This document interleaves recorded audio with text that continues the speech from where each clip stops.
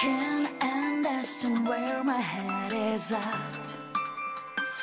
Oh, what my heart is saying. All throughout the struggle, sometimes I feel I can't shake the habit, I just can't wake up. But I know in the end I'll be the chill, 'cause the road will go on with me always out, making no compromise, fighting for a better life. Persona 4 Arena Ultimax. Hello, and I hope you guys enjoyed the intro from the original Persona 4 Arena, because today we're going to start taking on the story modes. And my goal is to actually take on all the story modes. And I'm doing this in Persona 4 Arena Ultimax, since that's the PC access I have to, which is probably good, because the Ultimax actually has come with This program is brought to you. the story from the original game. Persona 4 Arena Ultimax. Hey, we got Yosuke. Come from the original game, and I've actually had the PS3 version for a couple years, but never was interested in the story mode. Until now, I mean, until the point where the Switch and PC versions were announced. So I figured, you know what, since there's a PC version of Ultimax, I'll just do the story mode here and now. So for the most part, these will be my first time impressions, since I know Persona 4 nothing Arena of Ultimax. the story mode. So I hope you enjoy, and we will start with Persona 4 Arena, the original Persona 4 Arena story mode, with you, Narukami. Let's go.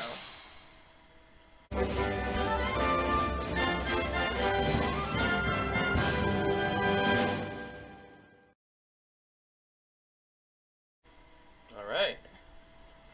Let's see what's going on. Blue. The floor, the ceiling, the furnishings, everything is blue. So we're in the Velvet Room right now. It's quite unlike what I normally see throughout my day. And yet, my heart is mysteriously calm. I recognize the slight rumbling as an engine and realize that I'm in a car. Or rather, someplace else I recognize. Welcome to the Velvet Room. There's Igor. The old man with the bizarre face sitting before me makes an expression that appears to be a smile.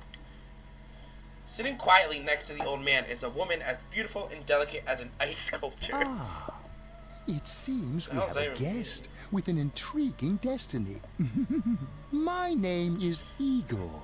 I am delighted to make your acquaintance. The Velvet Room. Igor. Even though I'm barely conscious, I remember that this is not the first time I've heard those names. I see. This is a dream. This happened in the past. I've been in this room before. If my memory is correct, what he says next is... This place exists between dream and reality, mind and matter. It is a room that only those who are bound by a contract may enter. It may be that such a fate awaits you in the near future. The words I expect to hear fall from the old man's mouth. I'm surprised that I still remember them. Another me, the one not in the dream, can't help but smile at that. Now, Izanagi. why don't you introduce yourself? I remember this too. When I said my name here, it forged a contract with them. And so I answer. You, Narukami.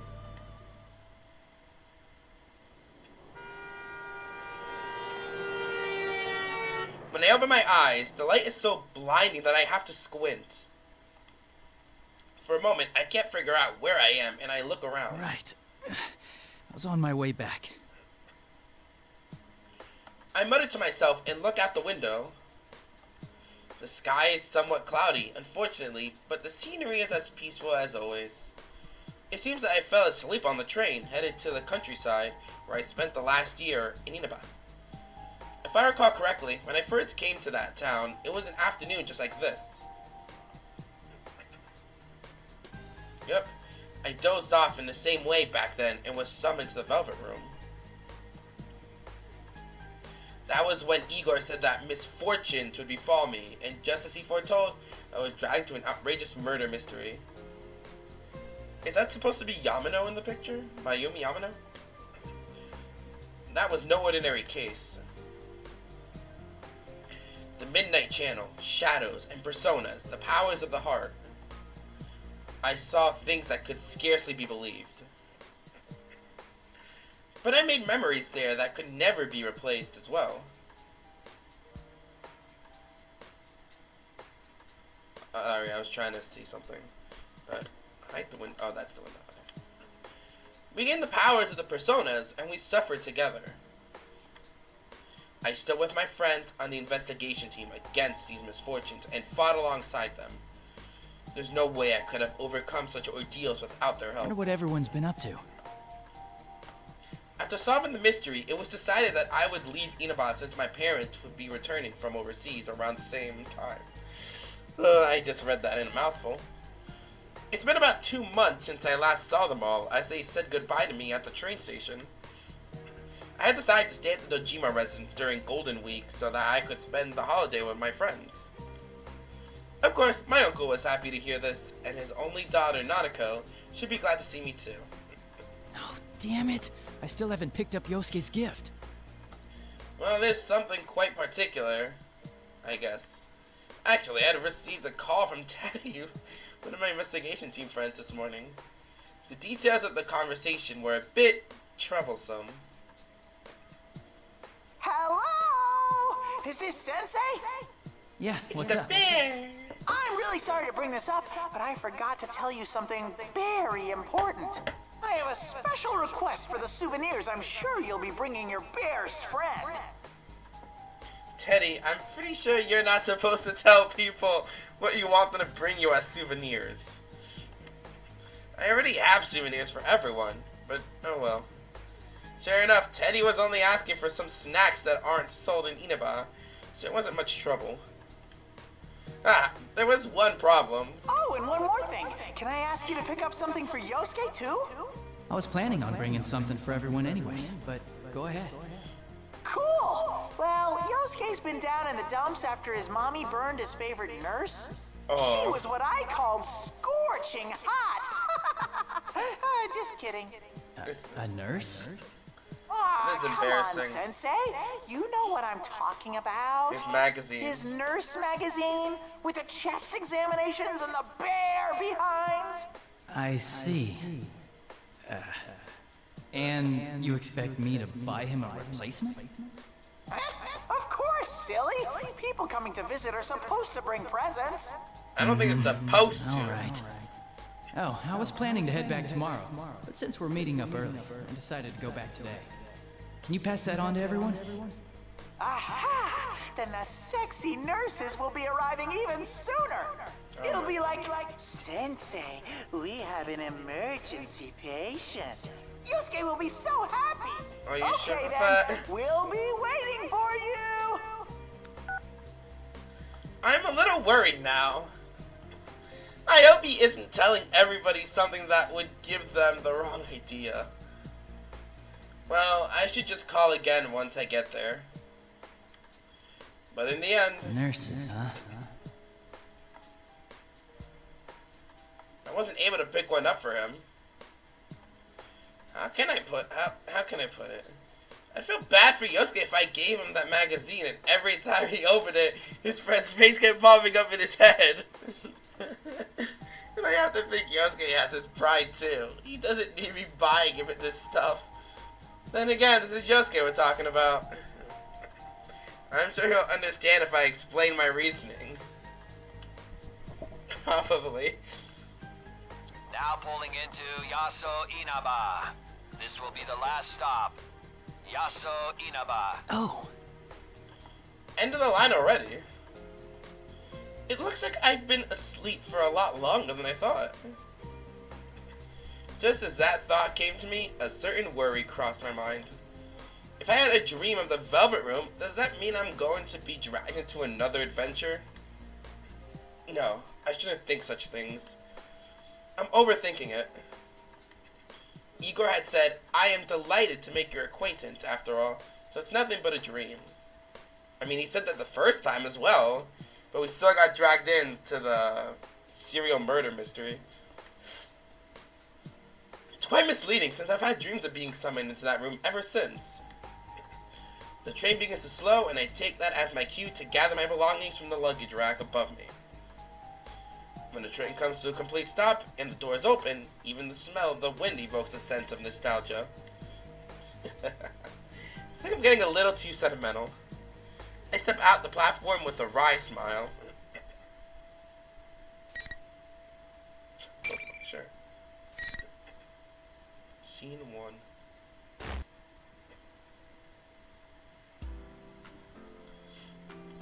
I'm standing in front of the train station, but this town is as quiet as it's always been. Ah, come on, why do they gotta put the alone theme over it?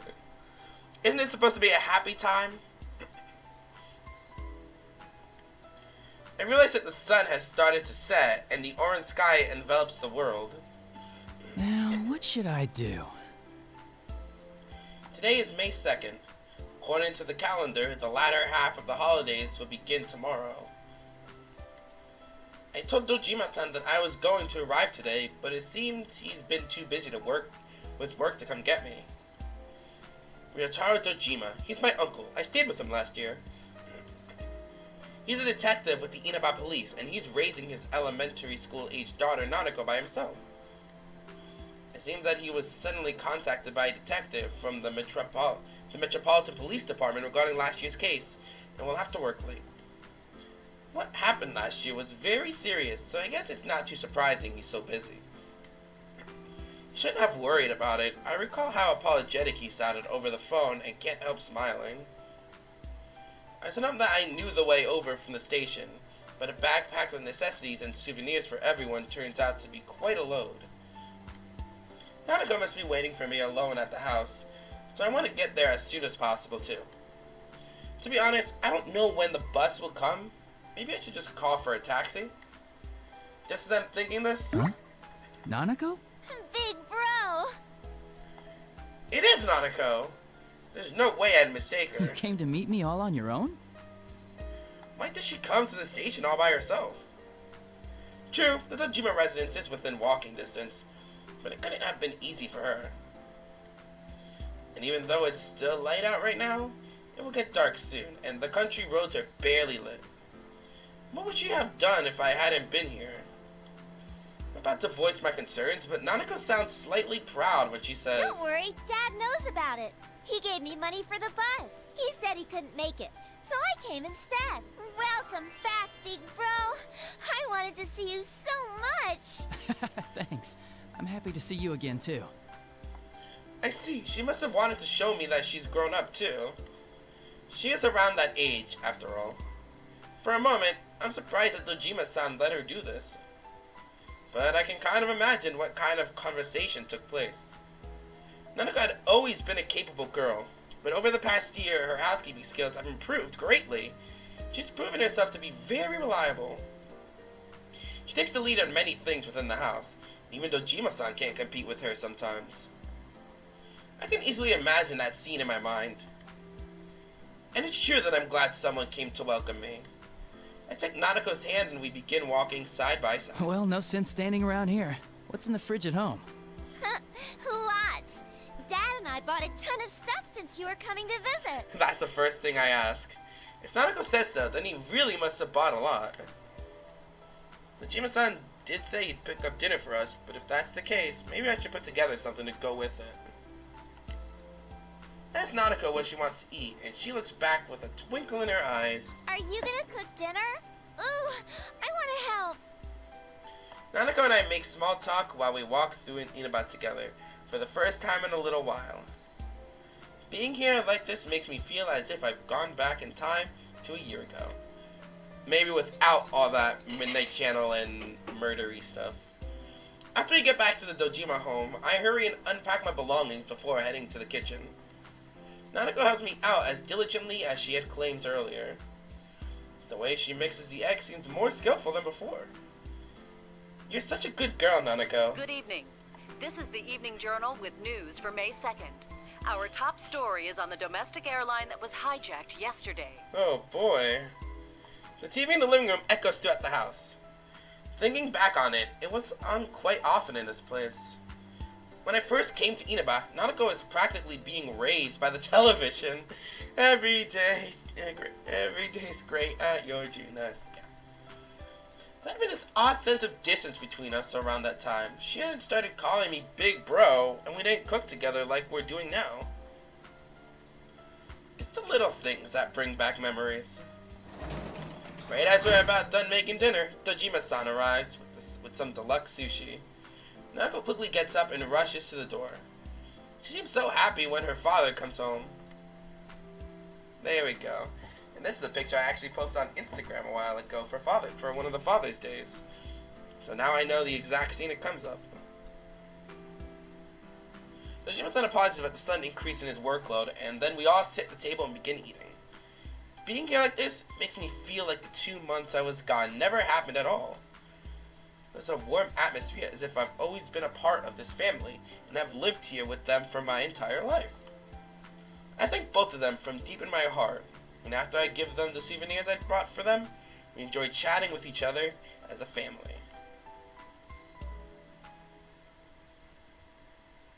Hopefully some peace of mind as well. Well, at least the Jack Frost doll is still there. In my playthrough, I actually got all the dolls, and I'm actually happy because I don't think I've ever done that. It seems like at least the Jack Frost doll is canon. Oh my god. That's a Catherine poster.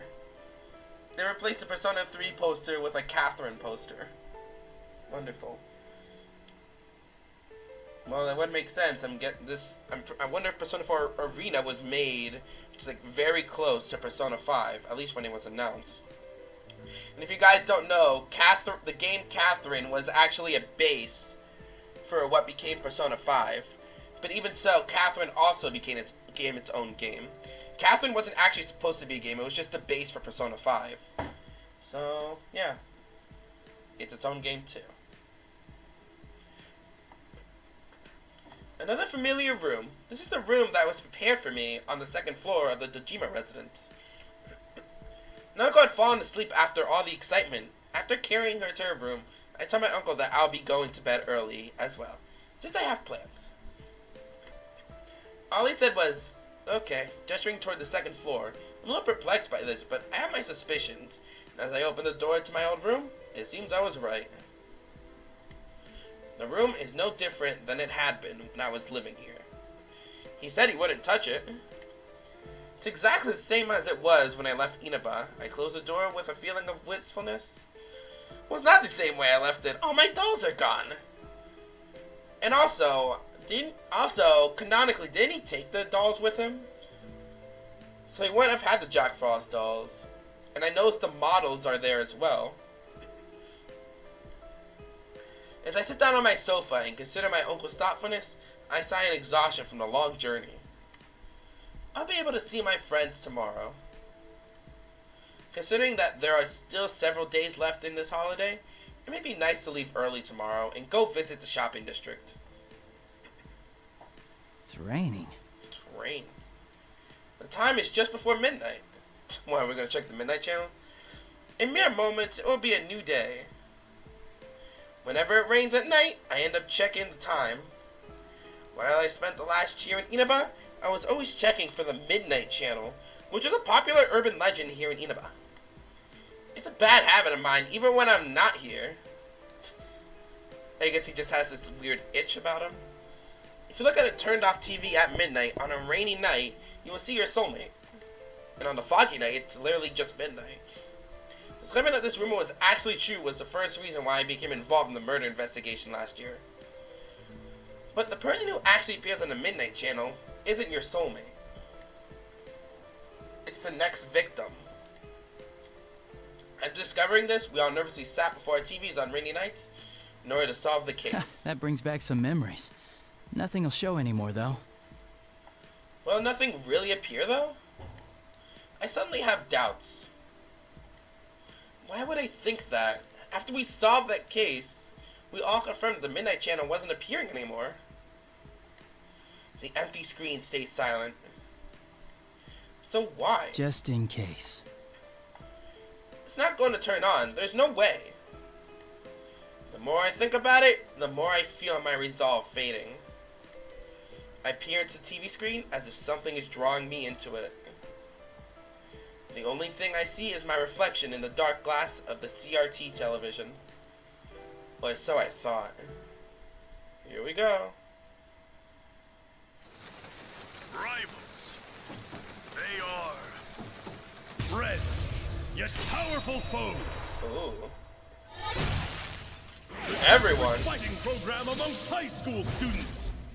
A new legend So literally forcing is them to fight. about to start. The P1. May the manliest of all men come on down! Nobody touches his precious Nanako, the sister complex kingpin of steel, you Narukami! Oh So boy. natural. Wage slave in the boonies by day, hero by night, Captain Resentiment, Yosuke Hanamura! Everything that bores me has gotta go. A spunky dragon with deadly legs, the carnivore who's discarded womanhood, Chie Sato! So yeah, the Carnivore's Discarded Woman is actually, I know it's definitely supposed to be her title. They kind of flipped it for her. Yukiko Amagi! I'll finish you in one strike. Blooming roses and bulging muscles, the blood-curdling beefcake emperor, Kanji Tatsumi! Deep into realms of romance, the body of a child, the brain of a genius, the 2000 IQ killjoy detective, Naoto Shirogane! Is this an army of idiots? Fight! What does this all and mean? survive towards the one throne waiting at the end! The P1 Grand Prix where fierce fights will be fought! The battle begins tonight! What does this all mean? And those are definitely the shadows. That wasn't that weird. And apparently everyone saw it. Looks like everyone had the urge to check it, and they did. Unless some of them were just sleeping and the TV turned on. Sister Complex Kingpin of Steel? Was that me? Sister Complex Kingpin of Steel. I'm impressed. There's so much wrong with that phrase. I don't know where to begin. But yeah, like I said with Chie, it would seem that her titles have been mixed up. Like, you would notice that right now and during her freaking arcade mode that I posted earlier. Yeah, there's so much wrong with it. No, I shouldn't be thinking about that. Those words aren't the problem here. I hurried to make sure that the TV isn't plugged in. That was the Midnight Channel. What it was actually showing was rather ridiculous. But thinking back, everything the Midnight Channel showed last year didn't make much sense either. I'm suddenly gripped by tension. If the Midnight Channel is appearing again, I have to find out why. I pull out my cell phone and search for Yosuke's number. Let's see, H. Hanamura Yosuke. Oh, so you have the last names listed? I quickly hit the call button. Does everyone know about this? Is everyone aware that the Midnight Channel is still being broadcasted? Do they know that it's showing us?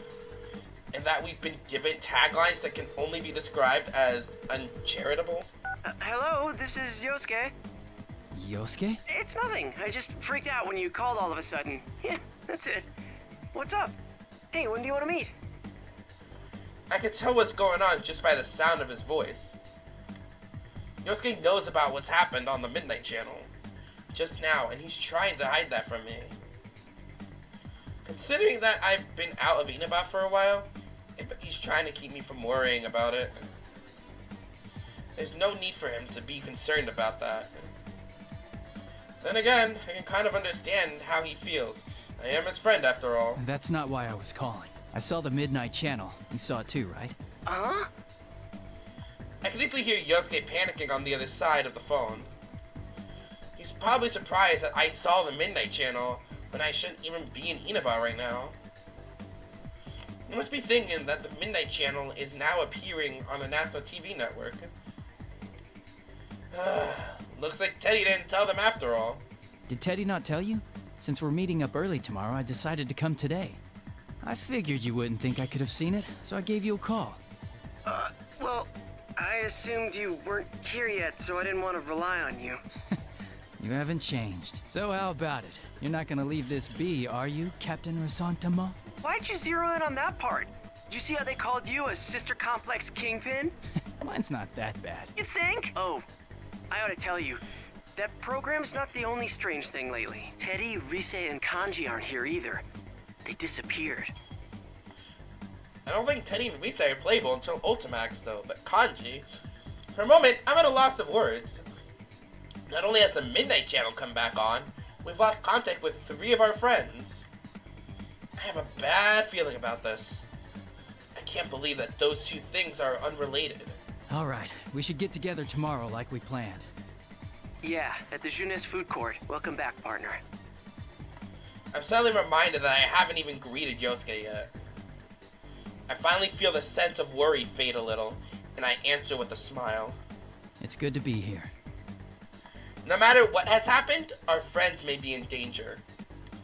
If that's so, then there's only one thing to do. Speaking of things I have to do. Oh, right. Sorry to say, I forgot to pick up your souvenir. A souvenir? Don't even worry about it, man. You sure?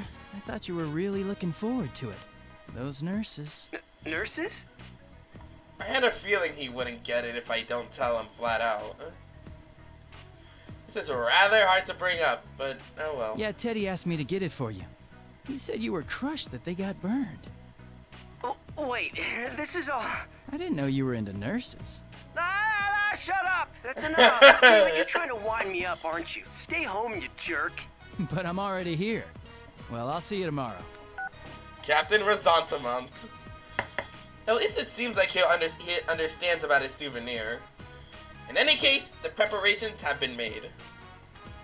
Tomorrow, I'll meet with everyone to sort through whatever information we have on this situation. If we have to, we'll go back to into that world. It'd be best if this was all just our imaginations. But unfortunately, we know that the Midnight Channel wouldn't have appeared without a reason. And neither would have our appearance in the Velvet Room. I should make sure I'm ready for tomorrow and get some rest. And here we are. The good old music. This place is lively as always. I look across the food court on Junes's roof for the first time in a while. Even though there aren't many people in Inaba, this place is exceptionally crowded. Plus, because it's Golden Week as well, I feel like it's busier than usual. I happen to run into Yosuke at the elevators. We briefly greet each other. Guys are weird like that. The closer we are, the more simple our interactions when we meet each other face to face. The 2 of us step out of the food court. We immediately find Yukiko and Chie. They wave back at us past the playground area from the bench they're sitting on. Good to see you guys again. Welcome back! We missed you! The guest of honor's finally here! You're looking well. Well, Sister Welcome Complex. back. Should we... Huh? Oh, he already knows about the Midnight Channel thing. He's actually the one who called me up about it. Oh, I see. This has turned into a pretty thrown-together reunion, hasn't it? But I'm glad you came.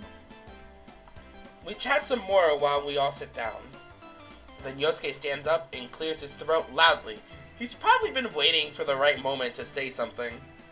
He hasn't mentioned anything to me, but I can easily guess what he's about to say.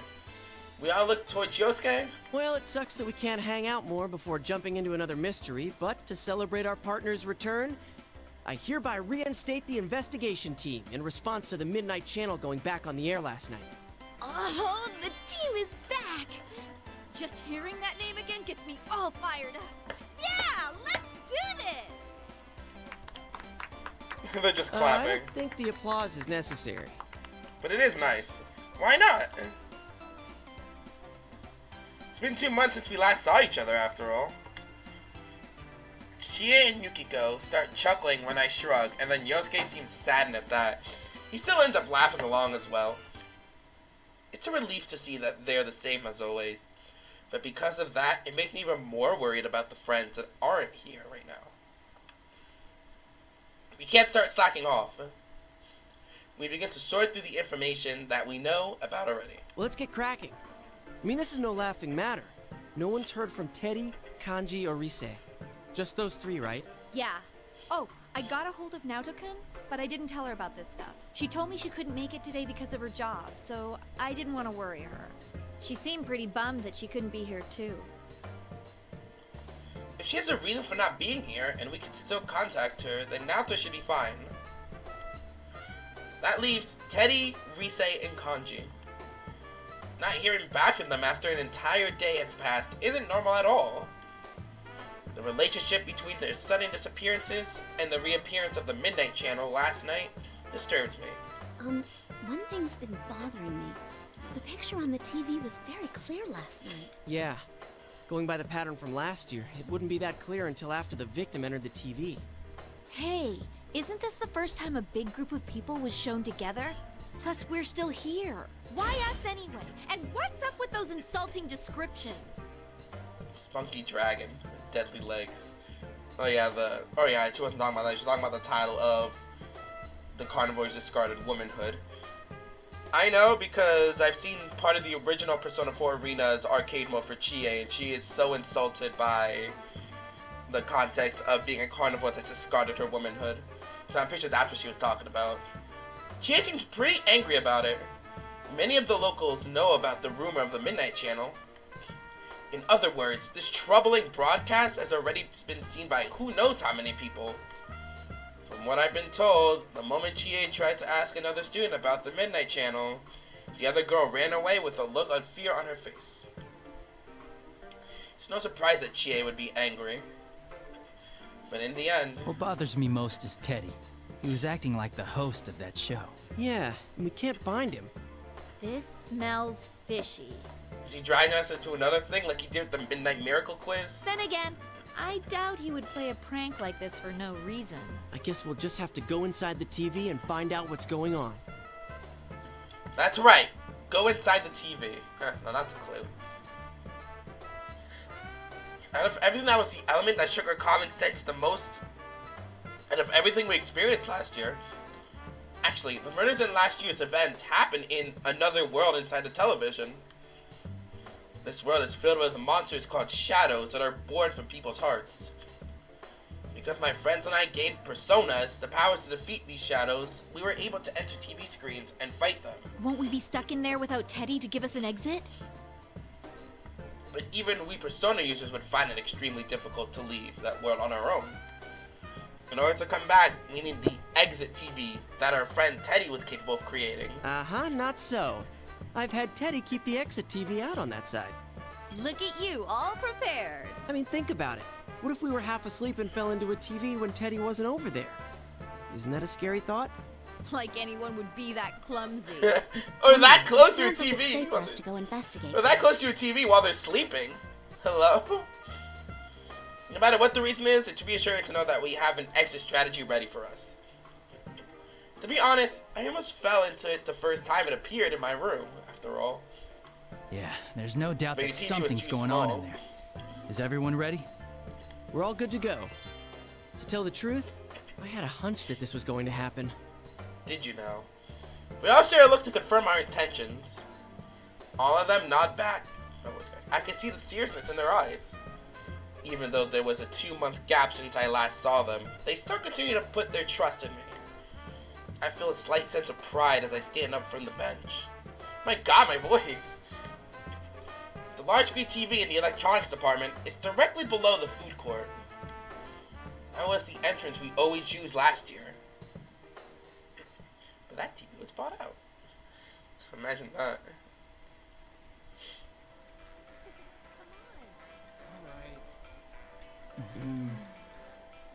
The art style is different from the animations in Arena. It's a holiday, so the store's full of people. I feel like things are picking up. Wait. Oh, Eri! But was that that Adachi earlier? Hands in pocket? It's been a while since last time. It's like Manami's actually here.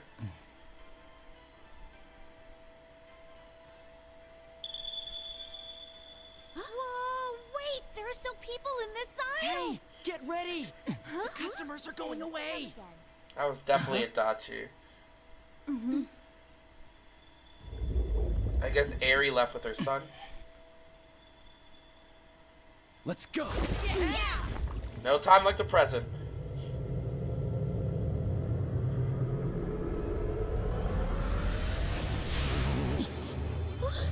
Isn't this different from usual? Oh no! What do we do? What can we do? We can't stop now!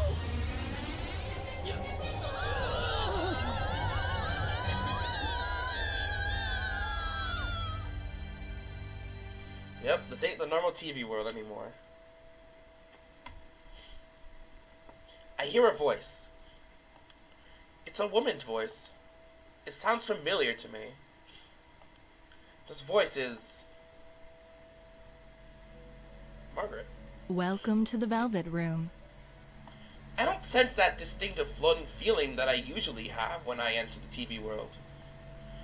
When I concentrate, I realize that I must be sitting in a chair. The moment I open my eyes, I see vibrant blue. The Velvet Room. I visited this place an untold number of times last year, and once more in my dreams yesterday. I never thought I would return to this place. Huh? It's not a dream this time? What's going on? Didn't my contract end already? Igor usually sits front and center and is nowhere to be seen. The one to greet me is the woman with silver hair, Margaret. Could this be a personal summoning then? That happened a few times last year too. Margaret smiles as if she senses my suspicions. This room is tied to your fate. Nothing that occurs here is meaningless. Though you reached an end to one journey, you now find yourself here again. This shows that you will once again be faced with a question. A question? And something really is going on? Another mystery has appeared, and we are about to be dragged into it again. Could that be what she means? From here on, what befalls you will upset your status quo. It is true that you've opened the door once already, but all things change. Nothing ever remains the same. What you gained before will change over time as well. You will have to face them once again. Face them? Again? Shadows. The first thing that Margaret's words stir up in my mind is the sight of my friends' smiles and faces. Is that going to change? No, that can't be true. And face them again? That's impossible. Once I wake up and leave this room, I should still be with my friends. There's no need to jump to conclusions. But Margaret appears to have anticipated my thoughts and smiles while narrowing her eyes. Show me how you will proceed down the path that awaits beyond the door you've opened. My vision wavers and the blue light before me vanishes quickly. Wait, I still need to know what you mean by those words. Seem to. The music room. Where am I? Where did it get thrown to when I left that blue room? The scenery is so unexpected that I'm at a loss. This is a school. It's the music room of Yasogami High. I attend the school with my friends until recently. There's no mistaking it. We went to the TV together, so why am I here? So why am I here? No, that's not right. This is... No, wait. This has to be the TV world. The graffiti on the ground. Shoes placed like they're for some kind of ritual. The eerily shining eyes of the portraits on the wall. The more carefully I look, the more I realize that this place is not the real Yasogami High.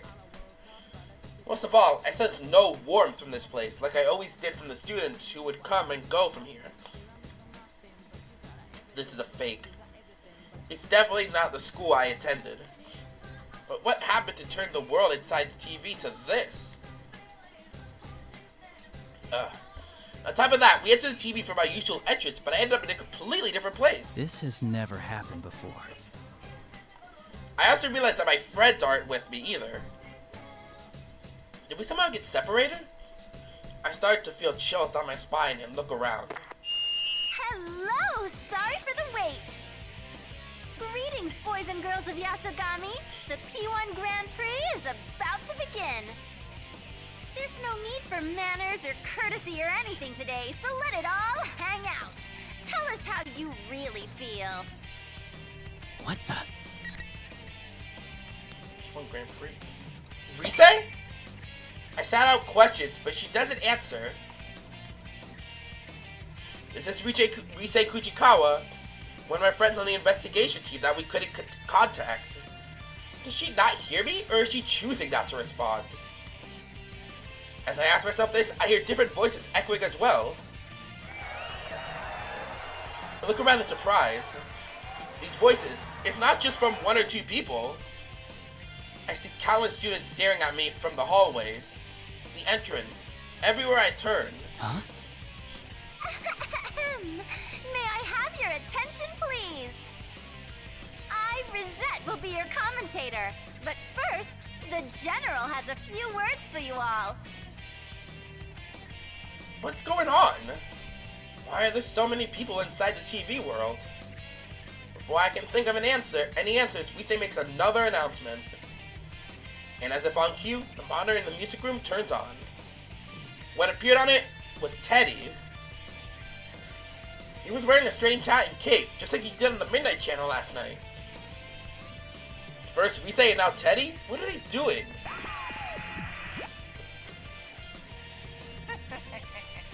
You're all here now. Well then, I'm proud to announce the opening of our very own P1 Grand Prix! Again? That's the same bizarre tournament that was shown on the Midnight Channel. Then, is Teddie really the one behind this insanity? Teddie, what's going on here? We came to look for you and Rise and... Always with the talking, Sensei. It's a big waste of time. Less talk and more fighting. With the next challenger, come on down. I think there's 7 battles per chapter. Well, here's our first. Teddie looks away and makes a dismissive gesture. Smoke suddenly bursts out from underneath me and robs me of any visibility. Is there someone behind the white curtain? Eventually, my field of vision begins to clear. I keep my guard up, expecting anything. But who should appear but Yosuke? Though I hadn't expected to run into him like this, I'm relieved to see that he's safe. Teddie did say something about a challenger just a moment ago. I recall the P1 Grand Prix that appeared on the Midnight Channel looked a lot like some kind of fighting competition. Wait, am I supposed to fight Yosuke now? That's not funny at all. Great. They're expecting you and me to fight. Looks like. Sheesh, what's Teddie thinking?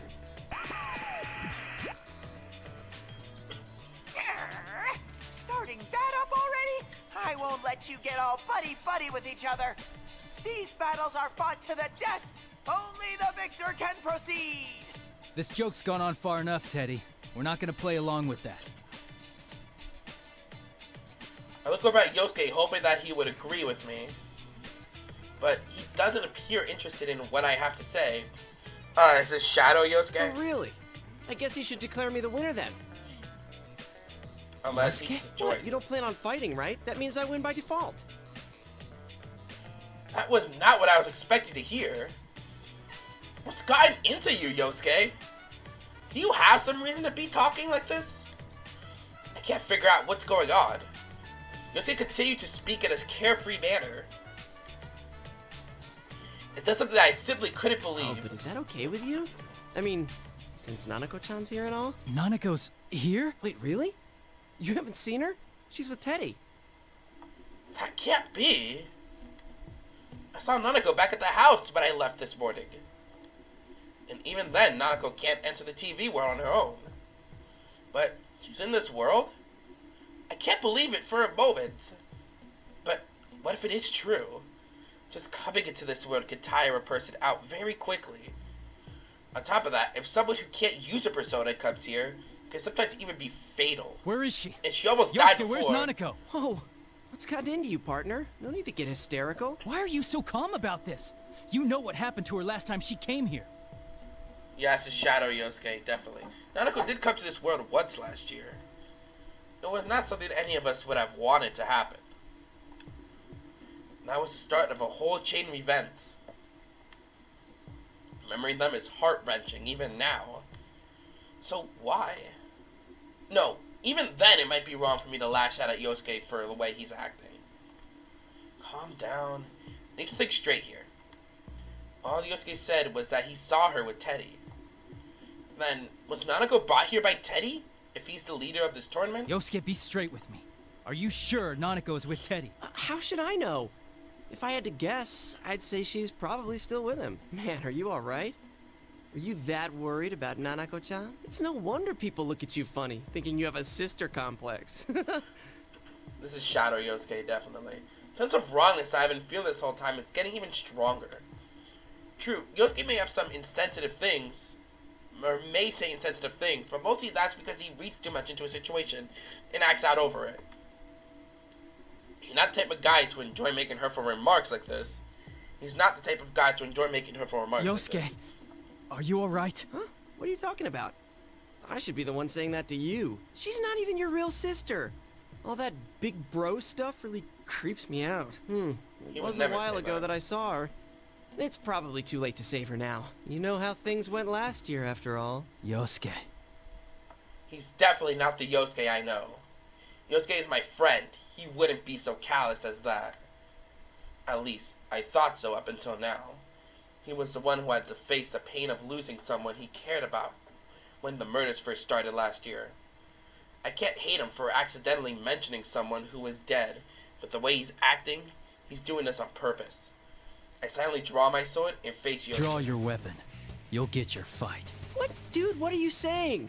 You told me you let me win by default. I never said that. I just said I didn't want to play along. But I've been thinking about that this Yosuke before me was some kind of fake. I even wondered if something had happened to him, and Yosuke's shadow had appeared again in this world. But this wrongness that I keep sensing is nothing like that. This probably is the real Yosuke. And that strangeness I feel is because these words really are coming out of the mouth of someone I never thought would say them. If so, then... I don't know if you're being controlled or if there's something else going on here. Either way, you must understand the best way to resolve the situation. There's no way to tell if what I'm saying is getting through to him at all. But if I want to figure out what's going on, I'll just have to fall for this trap once. Sorry, but I'm gonna go all out. No hard feelings. Huh? All that talk and you're gonna fight against your partner after all? Well, whatever. Let's hurry up and get this started. Ready?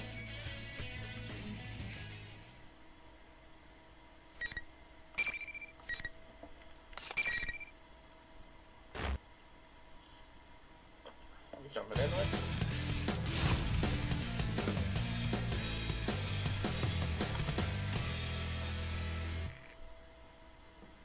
Finally. Because it's one round. Fight. Yeah! No crap! No crap! He's not. No crap! Oh, he seemed to be getting a bit tired. Yeah! Control!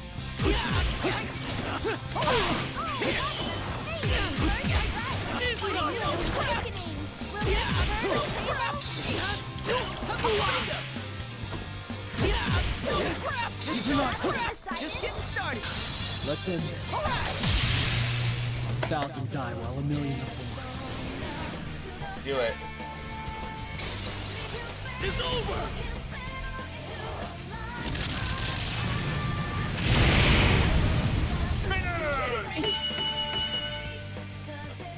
I didn't check something. Is that bookmark already? Let's just save some time and not continue to do this. Amazing, Sensei! Keep that up and zoom on ahead! General Ahead? Teddie. You're gonna continue with this? Teddie, about Nanako. I don't want to spoil the surprise. If you want to find out, you'll have to get to me! And I can't say why, but I think you should hurry. The monitor shuts off. I still haven't learned anything about Nanako, but he did seem to have been expecting me to ask about her. I don't want to think about it, but Nanako really may be here. The moment the monitor turned off, the students began to leave like waves in the receding tide. No, they don't look like students anymore. There's something inhuman just taking the shape of students. I was too focused on the fight to notice, but it seems their true forms were coming through. They look like silhouettes. Could they be shadows? Even so, I don't sense any hostility from them. Well, if they're not a threat and they're going away, there's no need to chase after them. Besides, there's something more important to do right now. Yosuke, are you alright? I walk towards where Yosuke lies collapsed on the ground and give him my hand to help him up. Ow! Couldn't you hold back a little? I seriously thought you were gonna kill me. The same went for you. I wouldn't have stood a chance if I held back on you. Yosuke grimaces in pain as he stands, but he doesn't seem to have suffered any severe injuries. That's good. I knew I couldn't risk going easy on him, so I was a little worried that I'd actually hurt him. But once we got a good look at each other, Yosuke's demeanor suddenly changes. Anyway, that aside, shut up about the nurses already. It's not like that's the only thing I ever think about. What's this about nurses? Huh? You were harping on it the whole time. How can you stand there and constantly bash my taste in women with a straight face? Wait, so by control of the TV, do they hear two different conversations? So while we heard Yosuke bashing about Nanako, what he heard was us bashing about his tastes, per se. Is it such a crime to like nurses? Wait a second. I don't understand why he's suddenly angry, but he's not making any sense at all. I tell Yosuke to calm down, and we go over what I thought had happened before the fight. We learned that our memories of what each of us had been saying didn't match up at all. According to Yosuke, it seems that I'd been, well, teasing him about his taste in women. Yosuke was so heated up over what I'd supposedly said that he almost went into graphic detail, but I stopped him before things went too far. I mean, really, it's best for both of us if we pretend this never happened. But thanks to our conversation after the battle, I've come to realize something. If we'd been hearing each other say things neither of us had been meaning to say, then... Yosuke, let me ask you something. Is it true that Nanako is here in this world? She is? Yosuke is at a loss for words. He had no idea what I was talking about. It's just as I thought. Yosuke doesn't know anything about Nanako. If that's true, then what I had heard Yosuke saying before the fight was something that Yosuke couldn't possibly have said. This only makes me more convinced that I have the right idea. What I had heard wasn't what Yosuke had meant to say. I don't know how, but something else had made Yosuke say those words, even if he didn't know he was saying them. That reminds me, Teddie on the screen had said that I needed to get to him if I wanted to find out the truth. Does that mean that Teddie had done this to us? I guess there's no choice but to keep going. Nanako is good friends with Teddie. I don't want to imagine it happening, but if he wanted to kidnap her, it's certainly possible he could have. I want to go home at once and check to make sure she's okay, but I have no idea where I am. Even worse, Teddie holds the means of returning to the real world. There's no way out of here unless I find him on my own. Taking off? Yeah. Well, be careful. Be careful. I'm worried about you. Do your best. I sense a lot of emotions behind those words. Yes, I know that now I'm hearing the real Yosuke. I take Yosuke's cheering me onto heart and leave the music room. Teddie had said that only the winner could go on in this tournament. I don't know exactly what that means, but it's probably not a lie. Yosuke understands that as well. That's why he's trusting me to sort it all out and lets me go without much talk. He's frustrated that he can't help me out. I could just be jumping to conclusions there. After all, they did say that was the rule, but we don't have any proof either way. Well, I might as well see what he meant by that. I stopped walking and turned back to Oh, Yosuke. one last thing. About those nurses. Ah, quit it already! Are you out of your mind again? Yosuke turns bright red and rushes towards me, flailing wildly in an attempt to stop me from finishing. And... what the fuck? There's a painful sounding noise as he runs into something invisible and slowly slides to the floor. Ow. What is this? So there's an invisible wall. Looks like the loser can't leave the room. It looks like there's some force that prevents the loser from leaving the area where the fight took place. It's likely that every time one of these battles happens here, the winner will get sorted out this way. That's annoying. I see how it works now. Thanks. Oh boy. Sorry, Yosuke. If Teddie really has kidnapped Nanako, there's no time to lose. Don't use me as your guinea pig. Wait, that's it? Hey, don't wear yourself out, alright? Okay. I turn away as Yosuke shouts at me. Not to worry, Yosuke. I give him a quick smile before leaving the area, for real this time. There we go. After that moment, I feel a wave of disorientation crash over me. I'm surprised that this is happening without warning, but it's not a threat. After all, I know this feeling all too well. And we're back. Welcome to the Velvet Room.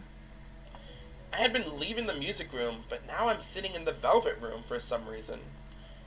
Margaret greets me with her usual smile. This room truly is mysterious. But why would she summon me like this?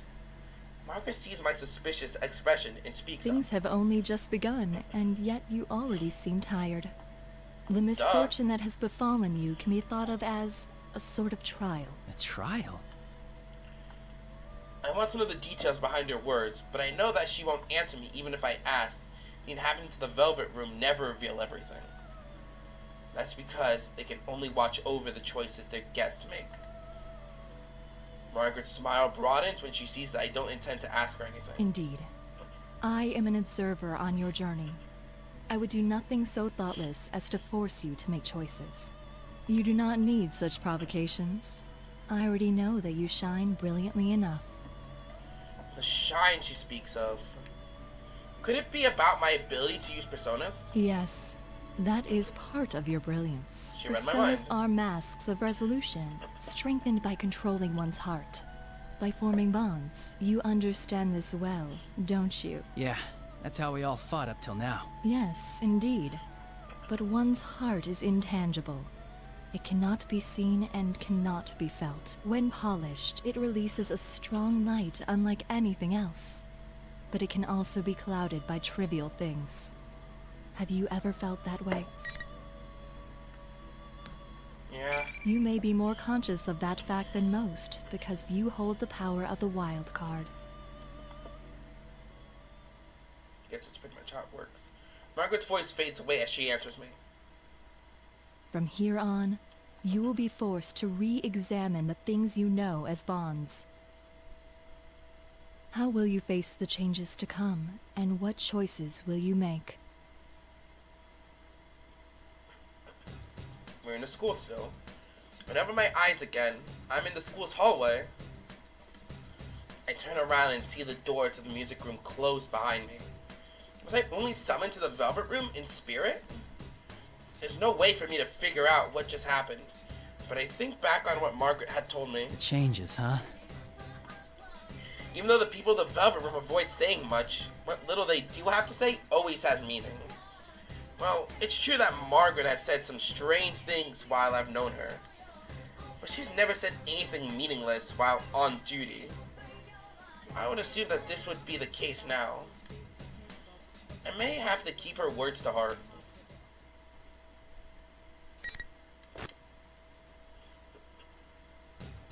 In any case, I need to concentrate on this case for now. I'm sure I'll understand the meaning behind what she said when the time comes. I must proceed. Though this bizarre place looks nothing like the Yasogami High I attended, the building seems strangely familiar as I run through it. Teddie had appeared on the monitor in the music room. From the looks of things, he appeared to be behind what was happening. but I heard Rise's voice over the school's PA system before my fight with Yosuke. If this school works anything like a real one, I can make a good guess as to where Teddie and Rise are. It might be the announcement room. But of course, things aren't that easy. Those invisible walls keep getting in my way wherever I go. It seems that some of these walls don't let anybody through, no matter if they won or lost their fights. Every single time I run into one, I'm forced to take another path. It's like my route is already set for me. I feel like I'm being led somewhere. I mean, obviously, if they want these fights to keep going, they're going to lead you to particular places. I stop for a moment in the hallway out of the practice building and mutter to myself while I look around. Where are they trying to lead me? And at that moment... Hey, you there! You're one of them participants in that there Grand Prix thing, right? A voice that I don't recognize at all breaks me from my reverie. I instinctively jump back and draw my sword in surprise. Whoa, whoa, whoa! What's the big idea? Uniform. You could poke someone's eye out swinging that thing around. I turn and see a girl that I've never seen before. Was she part of that crowd? No, she looks like a real person. She was caught by surprise when I suddenly pointed my weapon out at her. Although she flinches, her words don't lose any of their intensity. How bold of her. That may seem like an odd thing to say, but it's what suddenly crosses my mind. But this girl doesn't seem to have any intention of attacking me. I sheathe my sword but remain cautious. Sorry, I didn't mean to startle you. Sorry ain't gonna cut it. What were you gonna do if you hurt one of the students here, huh? You can't go pulling that stuff without student council approval. Alright, the jig is up. I'm putting the kibosh on this tournament right now. Hey, wait, hold on a second. I'm not in this because I want to be. I'm trying to stop the tournament.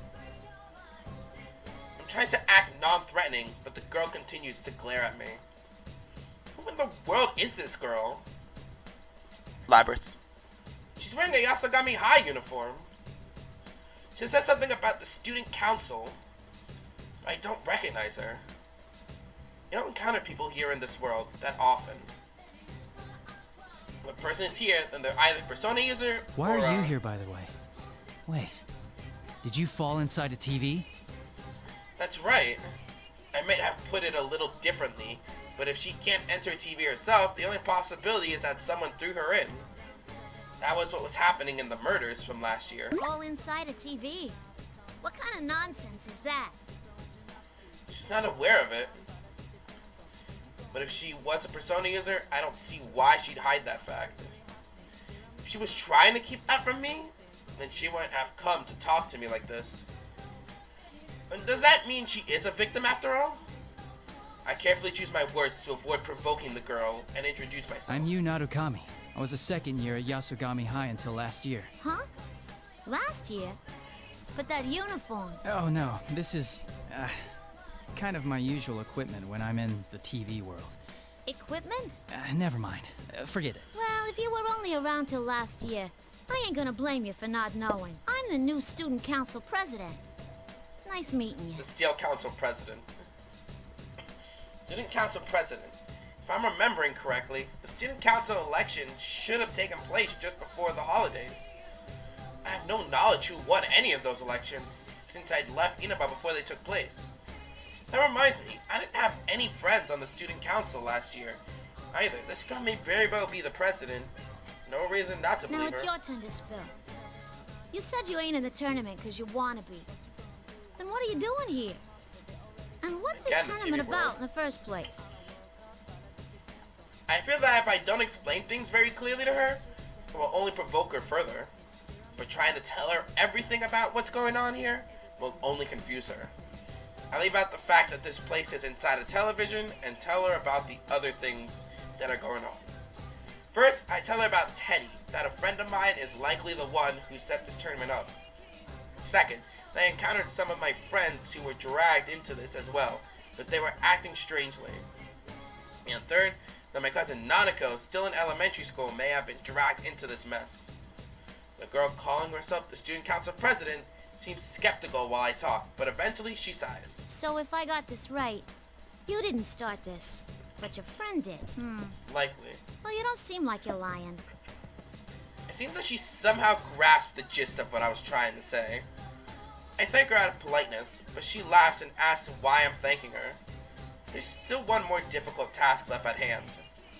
How do I make her understand that all this is within another world, one accessed by going through a TV screen? She still appears to be energetic, but it doesn't change the fact that she's in danger. I have to get her out of this world, no matter what.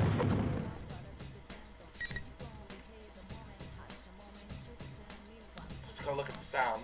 Where'd that sound come from? That sounded like it came from the gym. I ought to tell you to go home, but I get that you're worried about your sis. Come on, let's go check it out. We both start running at the same time. I reach my full running speed when something occurs to me. I'm surprised to see this, Mr. President. I see this Mr. President keeping pace right beside me. Just standing still in this world would be strenuous for a normal person, but she doesn't even seem out of breath. She's quite impressive. I take a moment to quietly praise the girl running next to me. Labrys. The gym. We burst into the gym where all the noise came from, but there's no one here. Instead, we see huge piles of stacked chairs. They're twisted and intertwined everywhere on the open floor of the gym, forming huge towers that reach almost to the ceiling. What is this? Who'd go to all this trouble? The girl stares up at the chairs, seemingly dumbfounded. Suddenly, the monitor in the gym flickers to life. And as I expected, Teddie appears again in that costume. General Teddie. Oh, are you on a hot date, Sensei? Well, that's fine with me, of course. But shouldn't you keep your mind on the fighting? Whoa, you look so mortified. That's the face I was hoping to see. He's not saying anything completely straight, but he's obviously hinting that he knows I'm worried about Nanako. I know that saving Nanako is important, but I can't leave Miss President here all alone and abandon her to this world either. Still, I feel Teddie's words causing me to doubt myself. And Miss President raises her voice. Hey, you! You're the ringleader of this mess, aren't you? What's the idea? Raising a ruckus like this without running it by the student council. Pack it in and clean all this up already. She speaks as fast and clearly as she had when I first met her. After getting a clear look at her, I feel like I've come to realize where she gets her courage from. She truly wishes to protect her school.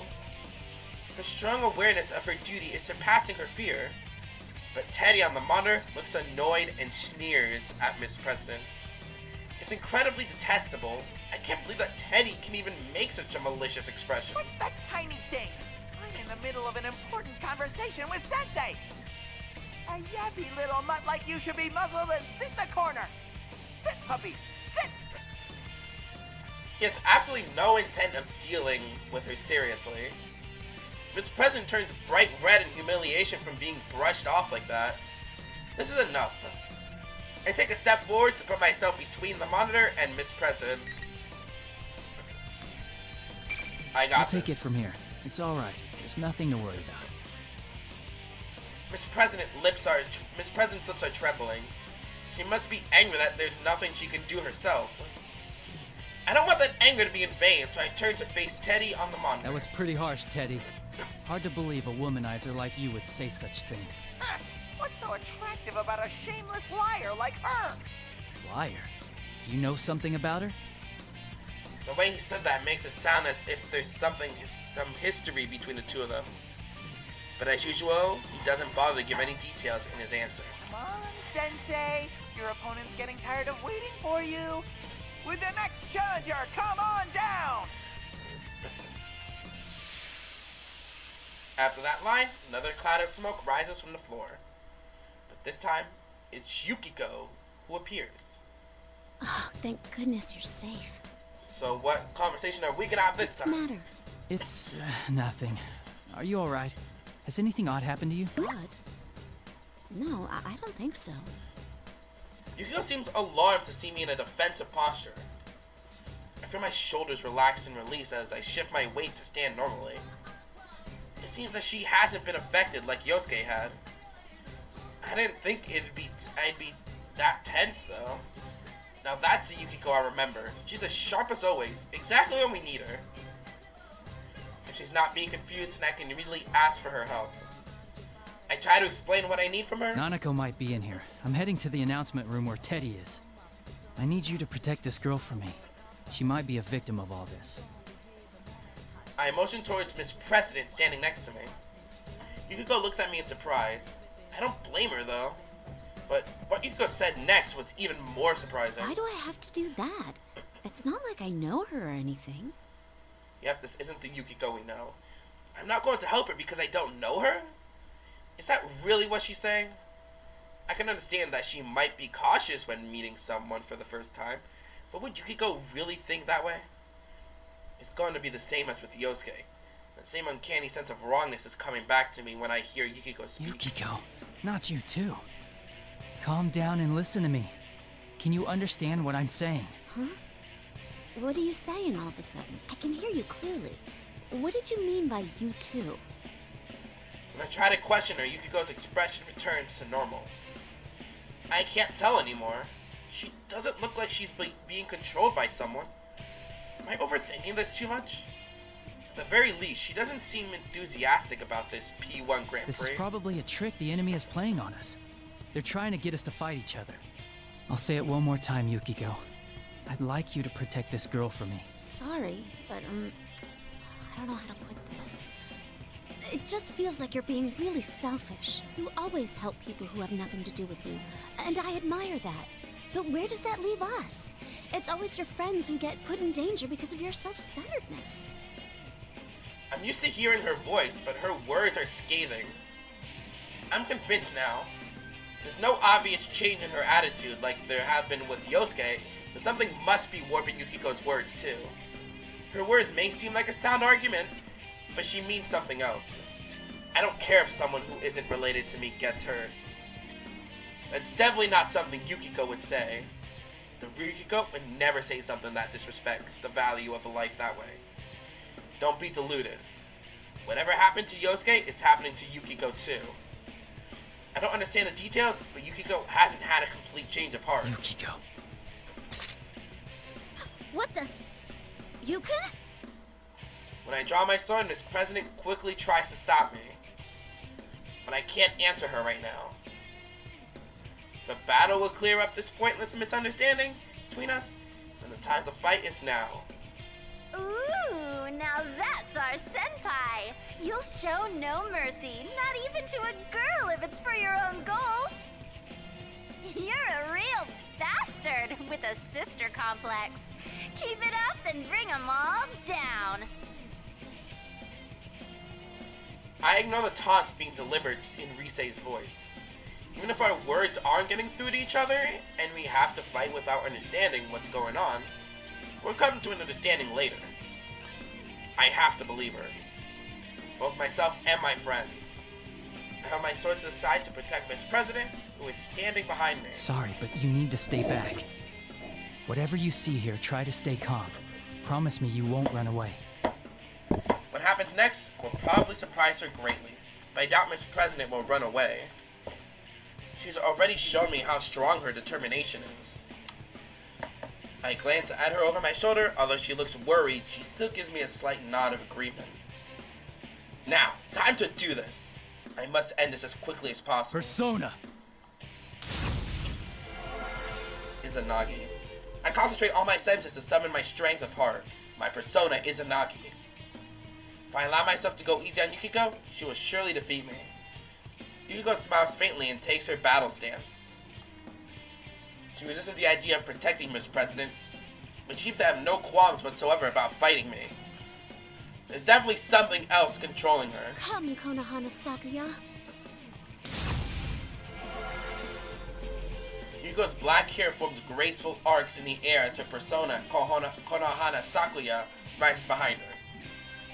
That's right, the usual Yukiko should have a beautiful heart like this. Wait for me. I will save you.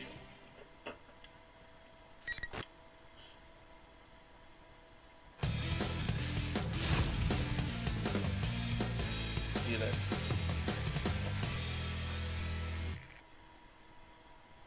final. Fight!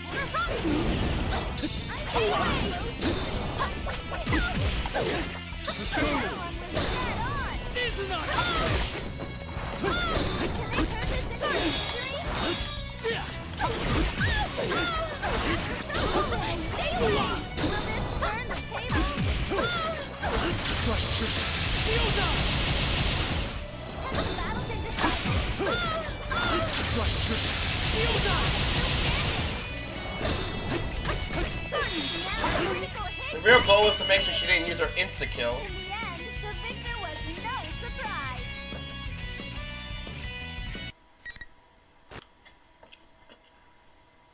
She starts saving the winner sometimes. is you, Senpai! What an utter thrashing!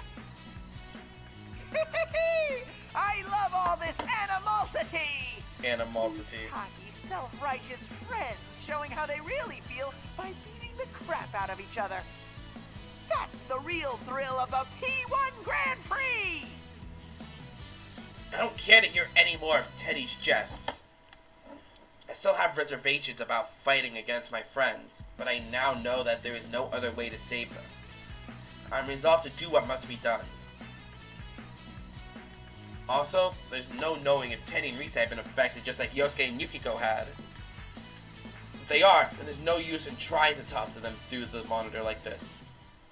That's the conclusion I've come to, but Miss President seems to have other ideas. How much further are you gonna push this?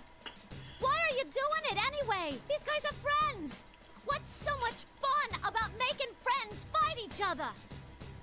Miss President vents her frustration at Teddie's image on the monitor, but I was a bit surprised at how she worded it.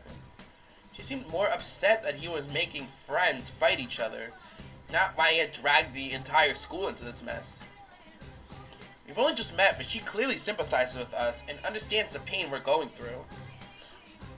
I'm embarrassed, but proud at the same time. A girl with such compassion would be a great student council president. It's no wonder she was elected to represent the student body of Yasogami High. It's alright. Thanks, though. It's not alright! This is... She's still worked up and she lashes out at me. Perhaps her heart is a little too honest. Her anger sets my mind at ease. She's right.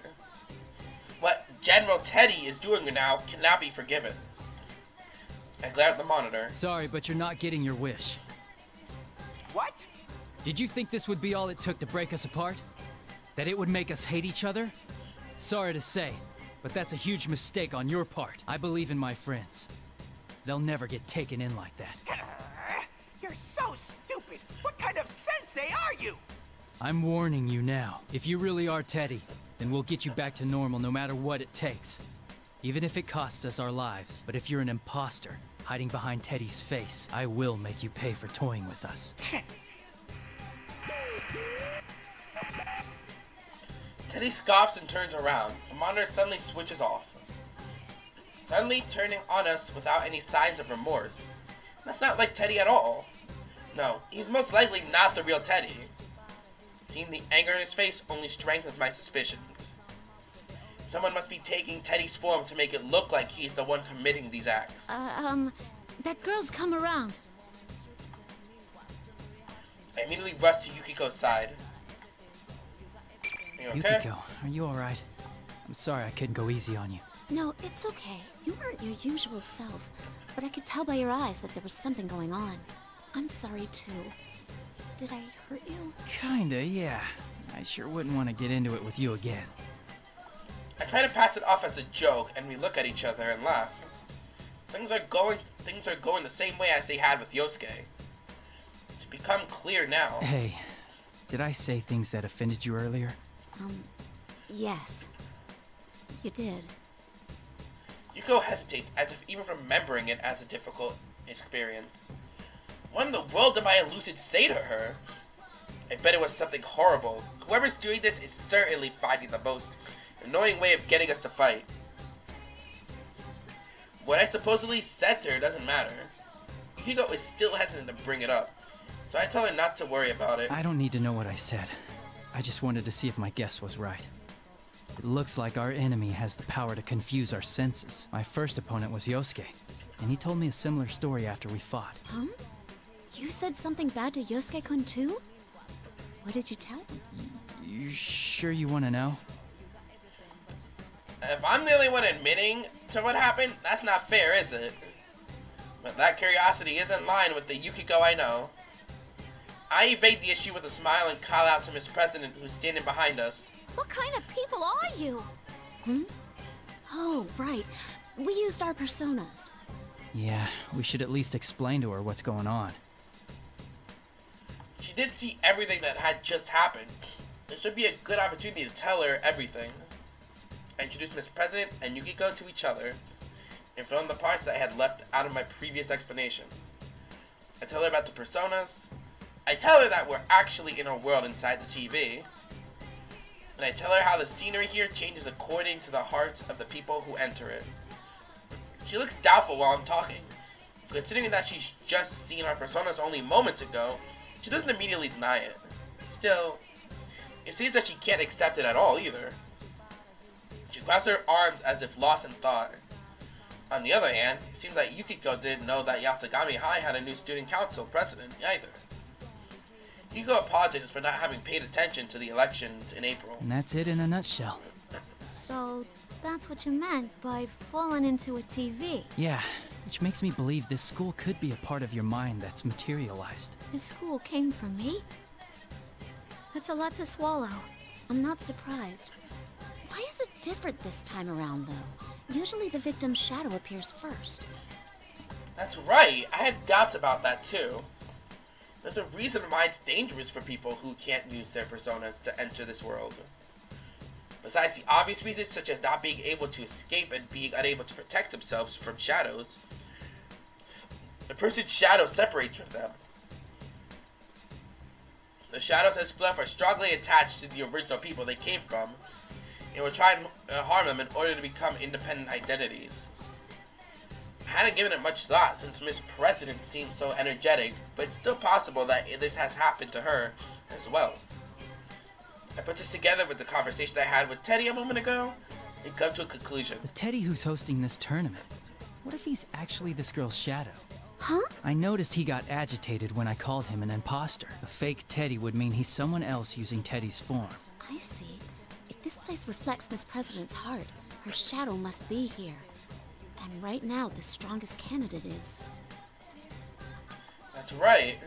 If we both saw an illusion, at the very least, the enemy has the power to delude our senses and make us see and hear things that aren't there. On top of that, it can alter what others hear us say and see us do. If it could do that, then I could easily see that our enemy can use that power to change its appearance. That means it could be impersonating Teddie and leading this tournament.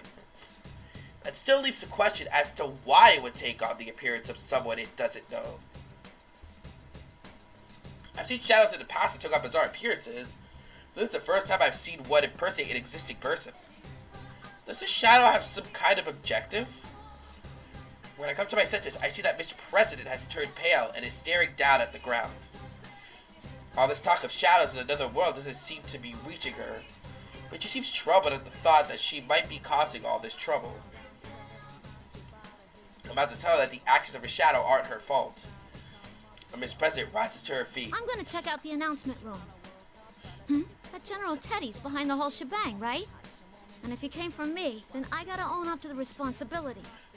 A student body president, I can't let this go. Wait, you're being reckless. We'll take care of the shadow. You need to... What? Get out of this TV world? And how am I supposed to do that? Go on. Show me the door. Well...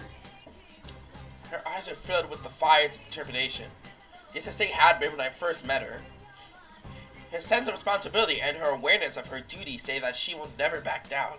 Oh, my nose. Your little cousin's in the announcement room. And you're gonna go save her, right? I might not be as strong as the two of you, but I'm no slouch in a fight. Wouldn't it be better if we went together? No. Don't you understand? This world is... I know it's dangerous, but there's gotta be something only I can do to help. Hell, that aside, I can't leave after causing so much trouble. Making friends fight each other. I'm going on ahead. You don't want to waste time arguing, yeah? Mr. President declares this in a voice that brooks no argument, and takes off running. Yikes, I wasn't expecting her to behave rashly like this. I remember how fast she could run. If I'm going to go after her, I need to go at once or I'll lose her. Please, you have to go after her. Yeah, I know. Yukiko sees me hesitate and knows exactly what to say. She's right. There's so much we don't understand, but there's no way the investigation team could let a victim run off to die. Yukiko ignores that fact that I'd be leaving her here alone and tells me to follow a girl she's only just met. This is the exact opposite of the behavior she'd been displaying before the fight. Now that's the Yukiko Amagi I know. I'm ashamed that I had even slightly let myself be confused. I'd heard her speak before and I answer her. Or be confused by the way I heard her speak before. I'll be back. I believe in you. Yukiko nods to me and I turn and begin running as fast as I can. I have to rely on the faint echoes of footsteps ahead to pursue Miss President through the school. I can't use my memories of the school in order to navigate, because the invisible walls are everywhere, but the announcement room is upstairs. It obviously limits the path that she can take. I will catch up with her no matter what. Back in the hall. I've been running after Miss President for a while, but I still can't catch sight of her. She's so fast, it's almost supernatural.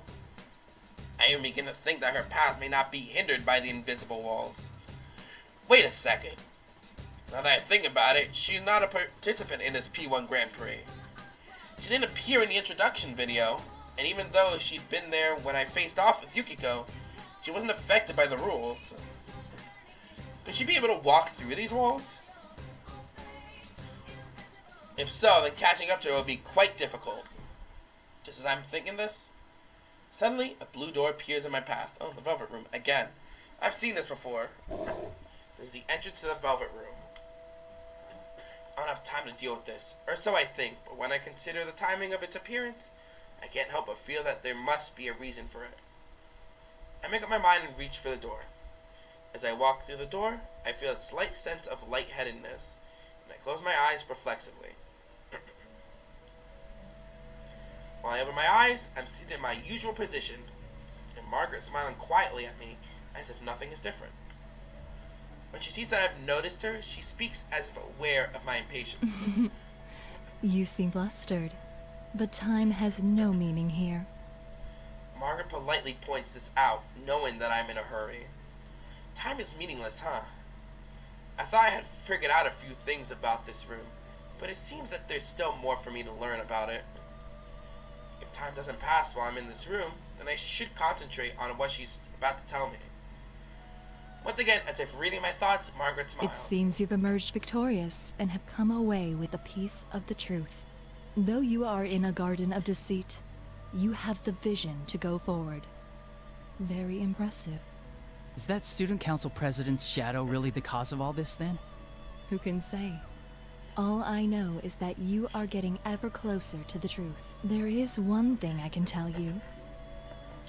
Margaret's golden eyes are fixed on mine. If that girl's shadow is the cause of this misfortune, she will face her trial. But it's separate from your fate. You have your own trial to overcome. Keep that to heart. My own trial? I don't mean to, but I repeat what Margaret had just said. Everyone sees various things in you that draw them to you. Salvation, hope. I myself find fascination in watching over you. Fate may not be the author of your trials, but you are destined to be tested. Margaret smiles mischievously and nods towards me. Another slight feeling of lightheadedness passes, and I return to the otherworldly school. Blue door is nowhere to be found, as if it had never been there to begin with. I look up. I still don't understand what my own trial is supposed to be. But if for some reason my mind is cleared up a bit, but for some reason my mind is cleared up a bit.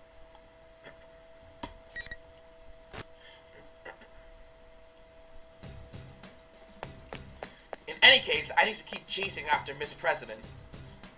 And now I immediately see a recognizable feature, my long ponytail. I found her! Wait! It's too dangerous to go alone. Mr. President turns around in response to my voice. She's smiling. I wasn't expecting that at all. Color me impressed that you managed to catch up to me so quick. The calmness. Has she expected that I would follow her? I'm beginning to feel like she's toying with me. But I understand now. Nothing I can say to her will change her mind. There's no helping it then. Promise me that you won't leave my side. And you can't do anything rash. If you can't agree to those terms, I'll have to force you into protective custody. This is a matter of life and death for you. Sure thing. Then let's get to that announcement room together. Let's. I thought I'd be able to keep her in check by saying that her life was in danger, but she didn't seem to take any notice. She just shrugged and accepted my proposal. She's quite hard to deal with. Not sure if she knows how I'm feeling, but she speaks up. Mind if I ask you something? What is it?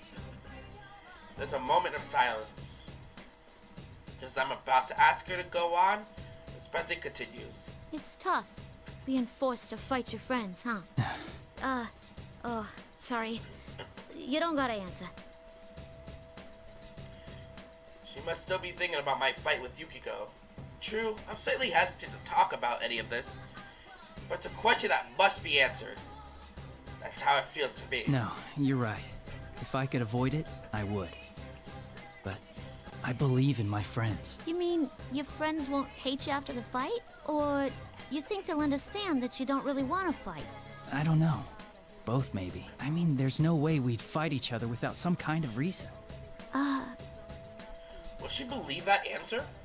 I study Miss President's face. But when she opens her mouth, she has an unexpectedly gloomy look in her eyes. What if you had to kill each other? Kill each other? I really hadn't anticipated that question. I'm caught off guard about how I hadn't even considered it. It's true, there's no guarantee that this General Teddie won't suddenly decide to make us fight to the death on a whim. Sorry, that was probably over the line. I don't know why I said that. I wouldn't let it happen. Even if I was forced into such a situation, I would never follow that order. That's all I can say right now. But after hearing my answer, Miss President cast her eyes down again. After seeing that behavior, how do I put this? Felt a sense of incongruity. Why could that be? Something doesn't feel like her. Could Miss President be carrying some unimaginable burden that she has yet to confide in us? Is it so heavy that she would ask that question to me? Speaking of which, if General Teddie does turn out to be her shadow, what does that mean about whatever repressed thoughts that she truly has?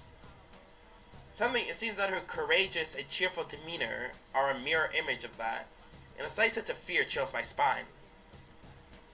My thoughts race through my head while we walk down the hallway.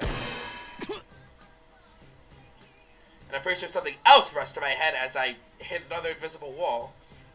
What are you doing? I thought I broke my nose for a moment. My nose is stuffed. It's that invisible wall again! Even though I should have expected them, I relaxed my guard and walked right into one. I had my nose and waved away Miss President, who looks concerned. There's an invisible wall. I don't think I can go through here. An invisible wall?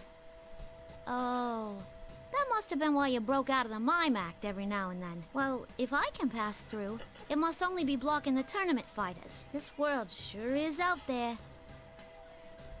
Miss President walks right through the place I had bumped into.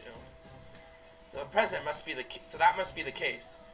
As I had imagined, Miss President is unaffected by these walls. Is it because she's not one of the fighters in the Grand Prix?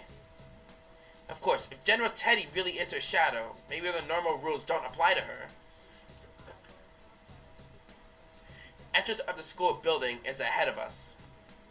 But perhaps worst of all is that the wall I had just walked into is blocking me from reaching there. I'll just have to find some other way. No, there are walls there too. And the same can be said for the direction towards the entrance. A thought crosses my mind as I check back the way we had come. It's as I thought. Another invisible wall has formed where I had just passed, and I can't go back. With walls in every direction, there's nowhere I can go. I'm trapped. If I can't go anywhere, this can only mean one thing. Be careful. This probably means... The moment I call out to Miss President, General Teddie appears on the monitor in the entryway. It means my third round in the P1 Grand Prix is about to begin. Is your snout okay, Sensei? Jeez, you're such a klutz. You're still using that form? It's getting old. Why don't you just show your true self? Boy, you've gotten peevish. I don't have any idea what you're talking about. I was intentionally trying to rile him up, but he wasn't falling for it. It looks like I'm not going to get him to reveal anything that way. I quickly changed tactics. Okay, so who's my next opponent? Ooh, now you're getting into the spirit of things. Let me guess, you're starting to enjoy beating up your friends? Okay, with the next challenger, come on down!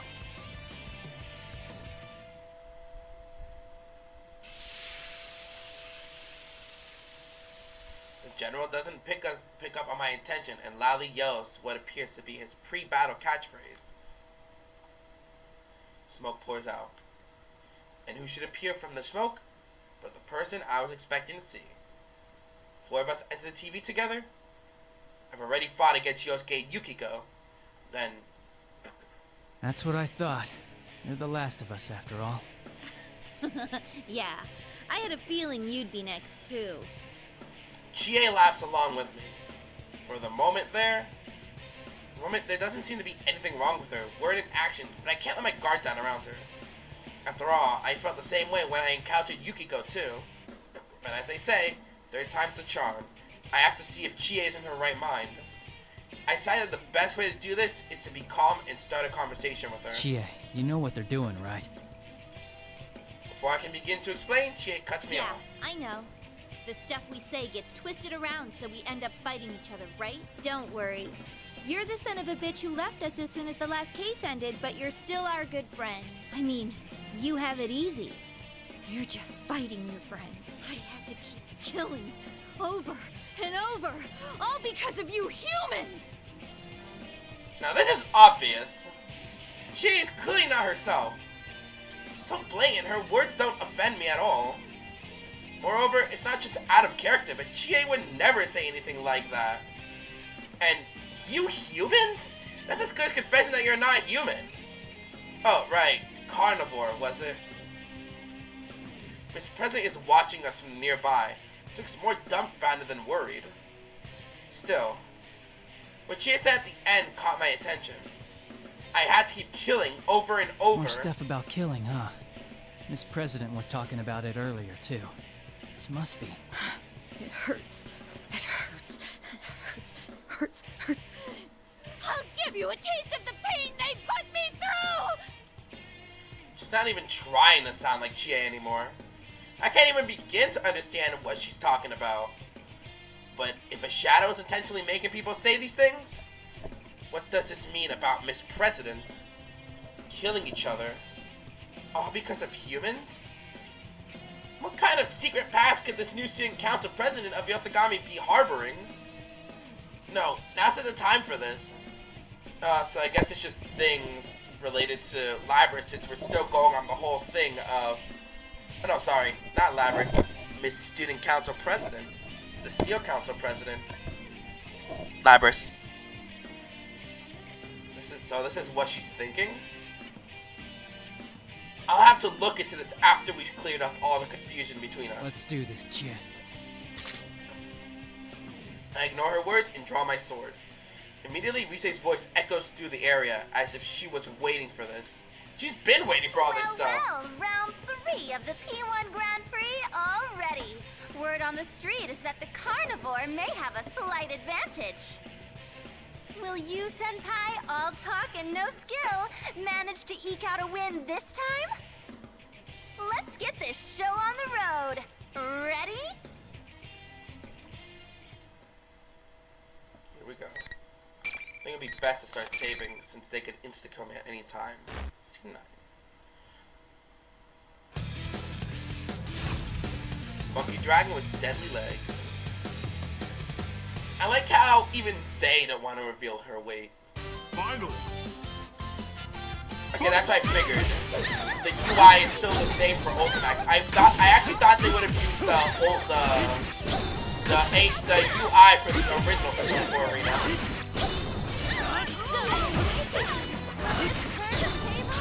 Let's end this.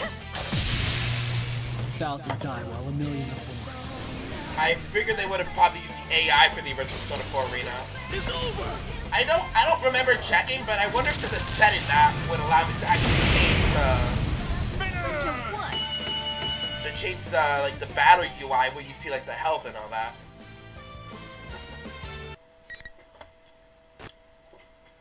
Alright, here we go. 3 battles down. I've won! I lower my sword and begin slowing my breathing. I don't believe I've injured Chie too badly. Considering this was my 3rd time having to do this, I feel like I'm getting pretty good at not having to seriously wound people in a fight. Wipe that smug look off your face. This isn't fun at all! General Teddie has seen that the fights ended without any injuries. It spits his words to the monitor. The image on the monitor then disappears without anything further. Let him say whatever he wants. I fought all the friends I came into the TV world with, and none of them are hurt. All that's left is to head to the announcement room and make sure Nanako is safe, and then we'll be able to go home. I walk over to Chie and help her up off the ground. She comes back to her senses, and she seems a little sheepish. Man, you were no challenge at all. That's mean. Man, you are strong though. I'm kind of shocked at how much of a difference there is between us. I mean, I didn't get hit once. Look who's talking. I've never been kicked around so badly in my life. She didn't even touch me. I wait for Chie to reach her feet and then tell her everything that's happened up to this point. So the others are safe too? What a relief. I was pretty worried. She is so relieved that she sits down on the floor once more. I can't help but smile at that reaction. She really does care about her friends. Yeah, these are the people I believe in. Seeing us exchanging smiles like nothing was wrong. Miss President sounds perplexed when she speaks up. You guys really are tight, aren't you? Makes me jealous. Well, we did spend a whole lot of time together last year because of that case. Sure, I was surprised to hear such weird stuff coming from him, but I know he'd never say any of that to me. Wait a sec. Who are you? Oh, I forgot about that. I quickly introduced Miss President to tell Chie that she may be a victim of this case. But Chie looks again at Miss President suspiciously. Huh? The student council president? You mean ours? That doesn't seem right. I remember the new president being a guy. What are you saying? I'm the student council president. Who else would I be? I'm pretty sure, though. Maybe if you told me your name, I'd remember. My name... Miss President stops moving. What's going on? She can't tell us her name?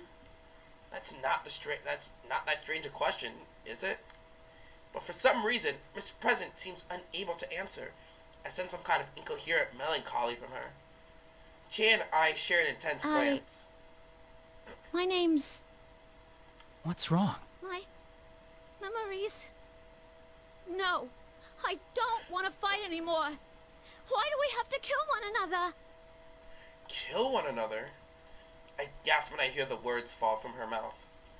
I don't know what's crossing her mind right now, but she's definitely not acting normally. I glance at Chie, then try to approach Miss President in the hopes of calming her down. Without warning, Miss President begins flailing her arms as if trying to ward off demons that only she can see. Chie reaches out and touches her in concern. Miss President's arm catches Chie and easily knocks her aside. Chie! What power! I barely managed to catch Chie before she slams into the concrete wall. Still, this sudden breakdown, what in the world's happened to Mr. President? Once I've up Chie back to her feet, we carefully approach her from both sides.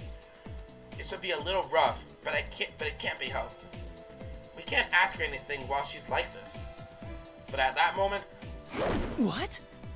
No way. With Before I know it, Mr. President is flying through the air. She was jumping. For a moment, I can't comprehend what I'm seeing. This is no ordinary leap. She was at a standstill, but now her entire body is suddenly up higher than my head. Her jumping ability is unbelievable. She and I look up in astonishment as Mr. President kicks off the ceiling to change directions and lands on a full run. Wow. Who is that girl? Did I say something to offend her? She did mention something about her memories. Come to think of it, her memories did seem a little muddled. Maybe she was on the verge of getting them back. What kind of memory would make her go nuts and run away like that? Can't answer Chia at all.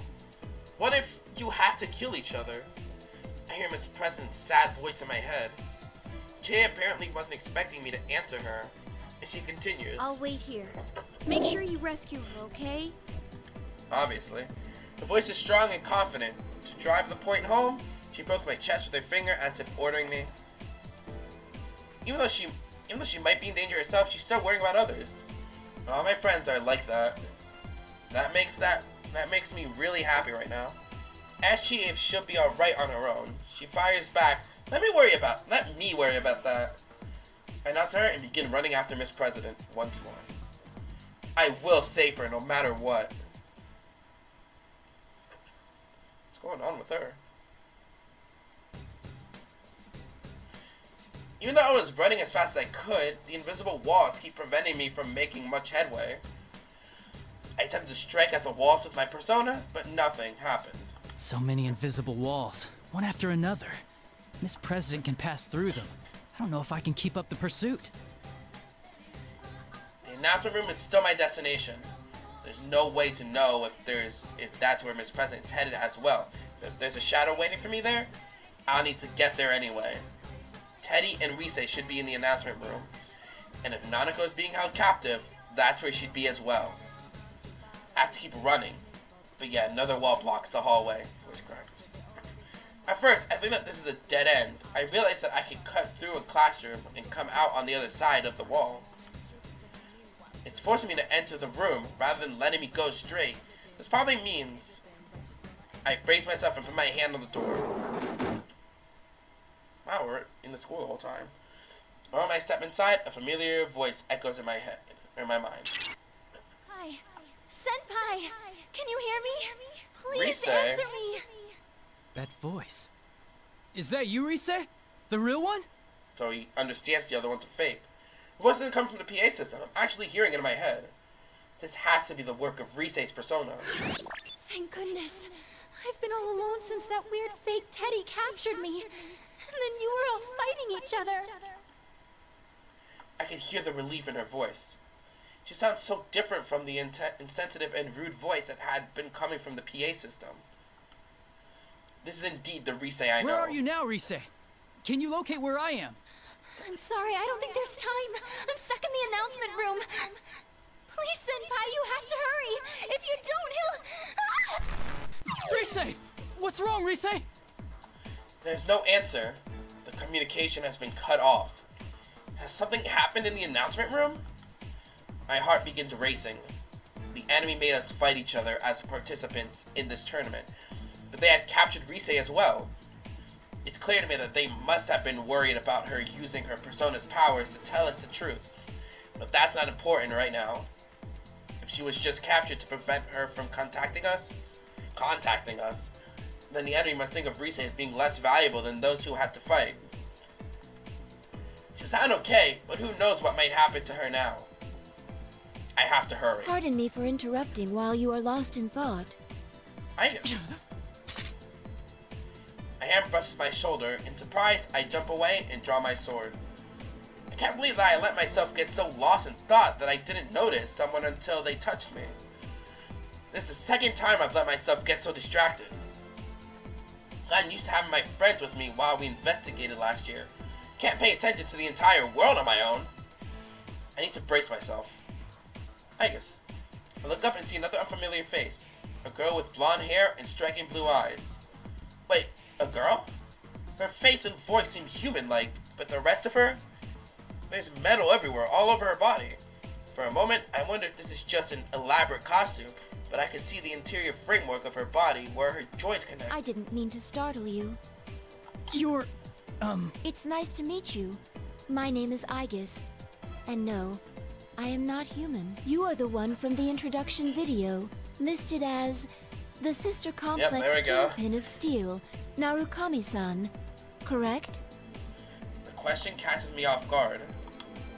I was expecting a complete stranger to call me that. And did she say she wasn't human? No, she's a robot. It's, well, when you say call me by that stupid title, I knew it was a joke. When a stranger says it, it sounds like they truly believe it. This is a pain. Nanako is Okay, important to Himiko. me, but calling it a complex is stretching things. No, wait a second. I was trying to play it off, but I ended up blurting out Nanako's name anyway. Calm down. I need to take this conversation away from this subject. I clear my throat and try to start over. Aegis-san, was it? Why are you here? Our primary objective is the destruction of shadows, but we have come to this world on a different mission. The destruction of shadows. She fights shadows? But how could she do it? That if... And does that mean... Yes, I have a persona as well. Though my body is a machine, personas are the strength of the heart after all. I mean, yeah, Koromaru has one. He's just a dog. Just as I thought. I'm surprised to find another persona user outside of my group of friends. And a robot on top of that. I can't come to grips with all this. From the way we were talking, she seems just like a normal person, only in an interesting suit. True, I've seen stories on the news about robots looking uncannily like real humans. Is it something like this far beyond those? Still, I can't help but believe the evidence in my own eyes. I mean, I've been hopping in and out of TVs for the past year. Who am I to say what's strange or not? Perhaps the technology behind her creation has supernatural roots of its own. I find myself growing more and more interested in how she came to be here. But I have to put that aside for now. There's something I need to find out from her first. This P1 Grand Prix, it's so similar to the events of last year, but to think that it would involve someone like her. I don't have a clear picture of everything that's happening, that's for sure. I'll calm myself and ask her what I feel would tell me what she's doing in this world. And what is this mission of yours? She opens her mouth to respond, but just then... Yep, General Teddie. The monitor inside the classroom turns on. It's that moment that I suddenly remember. It's likely that I'm going to have to fight here. I've forgotten about sensing that when I entered the room. Aha! So that's where you got to, Sensei. I've been looking all over for you. Ooh, who's the honey? Were you in the middle of trying to score with her? As if you didn't know. You're the one who lured us both here. Oh my, did you figure it out? I didn't have a choice after those guys decided on their own to horn in on the fun. You're a bright boy, Sensei. You know what's coming next, don't you? She's gonna say some nonsensical shit that she's not trying to say. The general on the monitor gives me a twisted smile. Could Aegis-san's mission be something that would cause him trouble? I can't figure out what his motives are, but he's using us to crush each other. In other words, she's the next challenger that's being set against me. Aegis-san seems to understand this as well, and is staring at the monitor with a quiet animosity. Sorry about this. Do you know the rule of this tournament? Only the victor of each match may move on. Yes? I have nothing against you, but I'm in a hurry for my own reasons. Neither of us, in other words, can back down. Then there should be no hard feelings. Aegis-san is refreshingly straightforward about this. She immediately takes a fighting stance. A bitter thought comes to me. It's tough being forced to fight my friends. Having to hurt someone that I don't even know is just as bad. Another thought comes on the heels of that one. I don't know this girl. Perhaps her appearance here means that there are urgent problems that an ordinary student like me can't fathom. What gives me the right to stop her on her mission? Shouldn't I know what's at stake before I take that from her? Thankfully, it seems that she hasn't gone mad like my other friends. Perhaps the enemy doesn't care about the clouding the minds of people who don't know each other. If we're still capable of understanding each other, then we should talk this over before we do anything. That will not do. We will speak more of this after one of us wins. Aga-san says it so quickly as if she's reading my mind. For a moment, I'm struck by how she could have known what I was thinking, but I realize that she's right. What good would it be for us to talk things over? True, the lizard cannot leave this room, but until we have a battle, neither one of us is going anywhere. Doesn't really matter if we can come to an understanding or not. Until we have our fight, none of our goals are going to be accomplished. If that's the case, then it's better if we don't hear about each other's problems before we fight. That could be why Aga-san hasn't told me anything.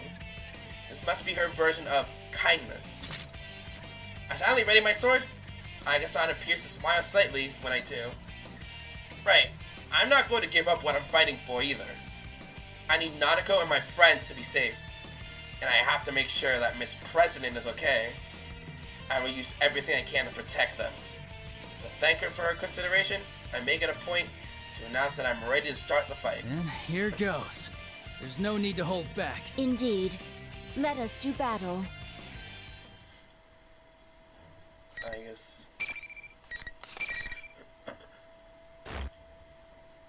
Yeah, I'm doing this pretty late.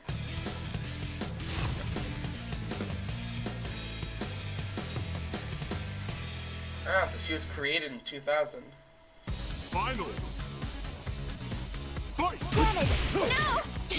Oh, I never heard her say damn it. So she, oh, damn it, she said. Never mind. I guess it wouldn't be an Igus close to curse. Damn it! Solar system severe now! Ready! No! Light damage! Bramble! No! Severe impact! Light damage! Downward! Damage! No! Light damage! Let's end this. No escape! You're right, no escape! No escape! Yeah, you're right, no escape. You stepped into my trap. It's over!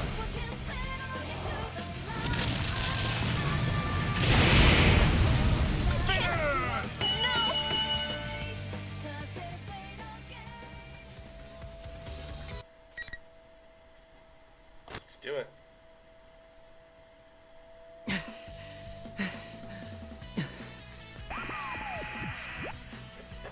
Wowza!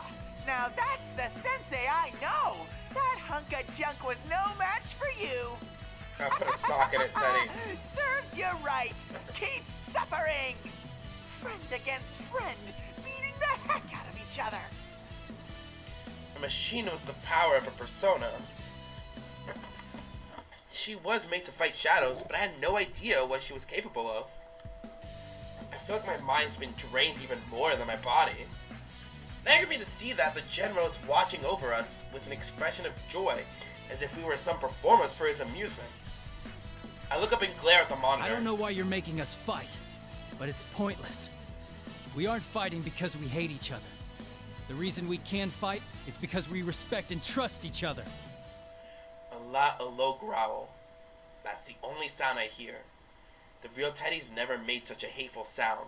It's actually rather scary. Stupid! You're such a dumbass! What's with you?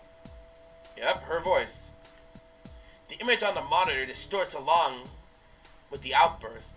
The general is having trouble remembering to act as someone else, and his face bulges and ripples disturbingly as his hate pours through the screen. Any pretense at copying the adorable stupidity of the real Teddie is gone now. I notice that the voice is spitting out these hateful words. It's not Teddie's either. Respect? Trust? So what if you don't hate each other? You're not like me! I was forced to fight against my will! I destroyed them with my own hands! Yep, the same thing that Chie was being forced to say. You should all have to go through the hell I suffered! See how it feels to destroy everyone you call a friend! If I knew this was gonna happen, I would have made the rules so you had to kill your opponent to move on! The general on the monitor continues to rage. What are you talking about? Why did you set this tournament up? The moment I say that, I feel that all the dots have become connected. When Miss President had asked out of the blue if we were going to be forced to kill each other, that ominous muttering of killing one another Were these both something that had come directly from her past? Maybe she had been forced to fight against people she didn't want to fight.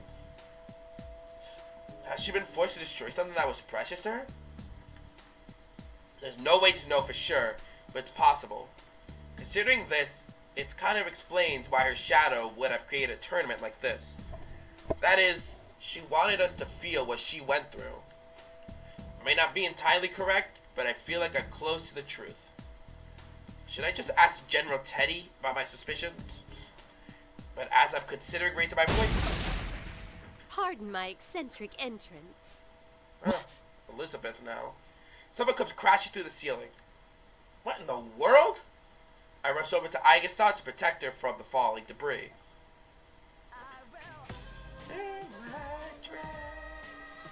Oh, it's actually the final phase, the final battle for Persona 3, which is a remix of the main theme. Yeah. When I look up, I see a young woman emerge from the cloud of dust. While not as strange as Aiga, she seems a little common as well. But even beside that, why does she have to come through the ceiling? The room has doors. It makes no sense at all. I was about to get to the heart of the matter with General Teddie, but the monitor in this room has been destroyed, along with the ceiling. Though she seems oblivious to my confusion, the girl cocks her head and apologizes again. Oh, please excuse me. I didn't have the faintest idea that someone would be here. Faintest? Fiend? Something along those lines at any rate. What the hell is she talking about? Who in the world is this person? Wait a second. That blue suit she's wearing looks familiar. And with that silver hair and golden eyes, could it be... Are you from the Velvet Room? My, is this what's known as being hit on? A forbidden ritual where one human approaches another based solely on appearance and bets on the inner self being equally attractive. Oh yeah. No, I'm not hitting on you. You just remind me of someone I know. Oh yeah, Elizabeth is just oblivious, period. Okay, so that actually sounded like I really was hitting on her. No, I need to stop thinking about that. In any case, I need to ask her something. Do you happen to know anyone by the name of Margaret? Margaret? When she repeats the name, her face seems surprisingly youthful. I've been taken aback by her bizarre speech and actions, but could this girl be younger than me? Her profile simultaneously evokes the images of a pondering philosopher and an innocent girl. She is not innocent. I can't figure out how exactly to speak to her. Should I be more polite? I guess that doesn't matter too much. Anyway, worrying about the niceties isn't the most important thing right now. Oh, actually, we should introduce ourselves first. I'm Yu Narukami. Ah, that had slipped my mind also. My name is Elizabeth. Dear me, to hear that name fraught with memories in such a mundane, remote place. She thinks of this world as a mundane place? That's confusing. Yasogami Inaba may be out in the countryside, but I don't think it's as bad as people say it is. The girl Elizabeth suddenly bows elegantly to me. Margaret is indeed my sister's name. Can I take that to mean that you are another guest of that room? I see. So she's Margaret's sister. That would explain why she reminds me of her. Apparently all the Velvet Room residents are connected. Elizabeth, Theo, the twins, Laventa, all connected. Elizabeth-san, huh? Well, I guess that's the case. It's true that there was a time when I visited that room. Igor, Margaret, and now Elizabeth. It seems there are more people who call that place home than I thought. I think I'm glad I met Margaret last year instead of this girl. No kidding. But why is a resident of the Velvet Room here? Did Margaret send you with a message or something? I am currently utterly neglecting my duties. Is that so? She always does.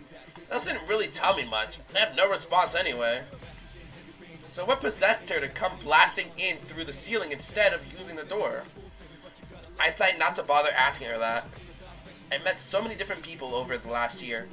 But trying to have a conversation with this girl is like trying to ride a wild horse. She's just going to ignore the direction I'm trying to steer us towards. And just veer off wherever she wants. So my voice cracked. Best to just hold on and go along for the ride then. Maybe if I pay attention, she'll tell me something worth my time. Even if I try to ask her any questions, she'll likely just be confused anyway. Just I'm having a thought, the girl seems to have noticed my hesitation and starts to talk about herself. Her eyes are lit up with a sincere passion.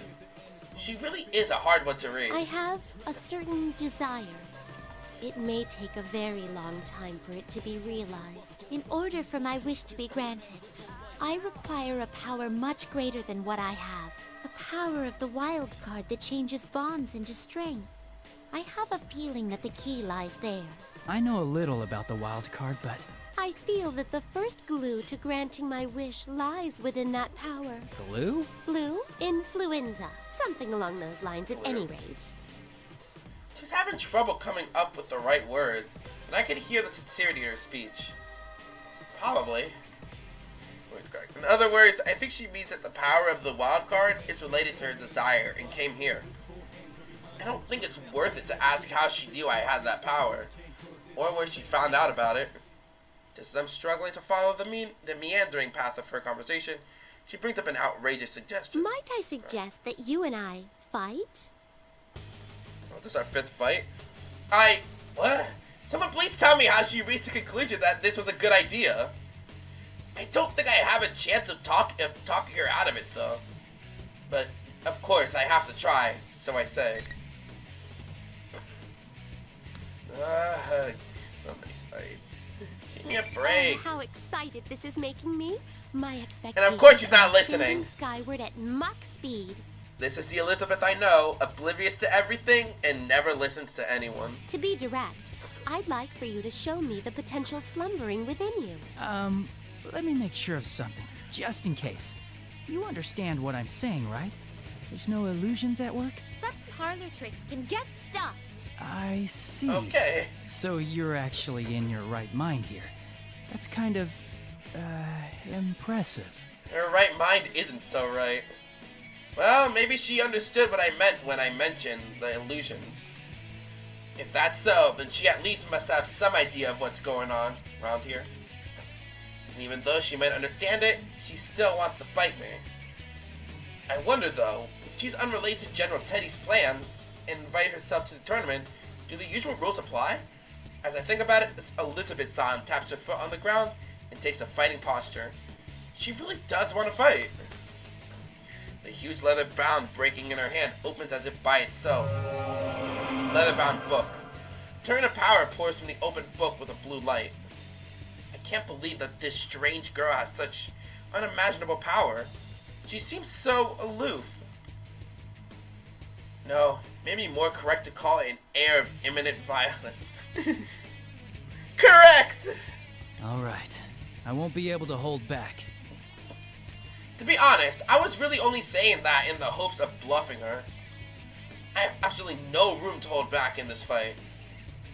I hurriedly cast off my fear and focus on the upcoming battle. There's no room for doubt. I need to hit her with my full strength from the start. Even if I were to fight her with the intent of killing her, I'll be lucky not to end up dead myself. At least, that's how I feel.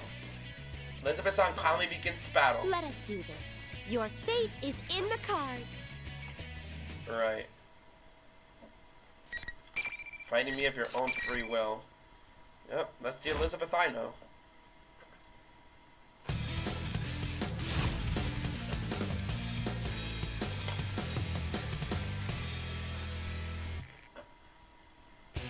Finally. Summon. Overheated bloody hell. Oh, These are not- impressive. As I anticipated. Forgive me. Negative penalty. I see. Benefit. You're impressive. Ooh. You're frozen. Please do watch your step. I see. Oopsie daisy. Ooh. Oh, she tried. It's time. Impressive. Impressive. That works, I guess.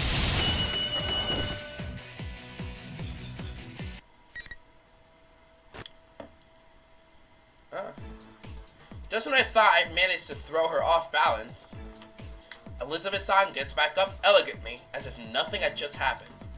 Suddenly, I feel an intensity build up in the air. Don't tell me she hadn't been taking this seriously at all up until now. In the next moment, I'm swallowed in a torrent of power, like a leaf being blown into the air, without the slightest understanding of what's happening. My vision blurs as I'm spun around, and before I could tell up from down, the floor jumps towards me and I'm slammed into the ground. Am I going to lose? On my conscious face, I see the faces of my friends and Aiga-san, all those I had fought up against until now. It's like that story that you see your life flash before your eyes, just before you die. Am I dying? Can I really accept that?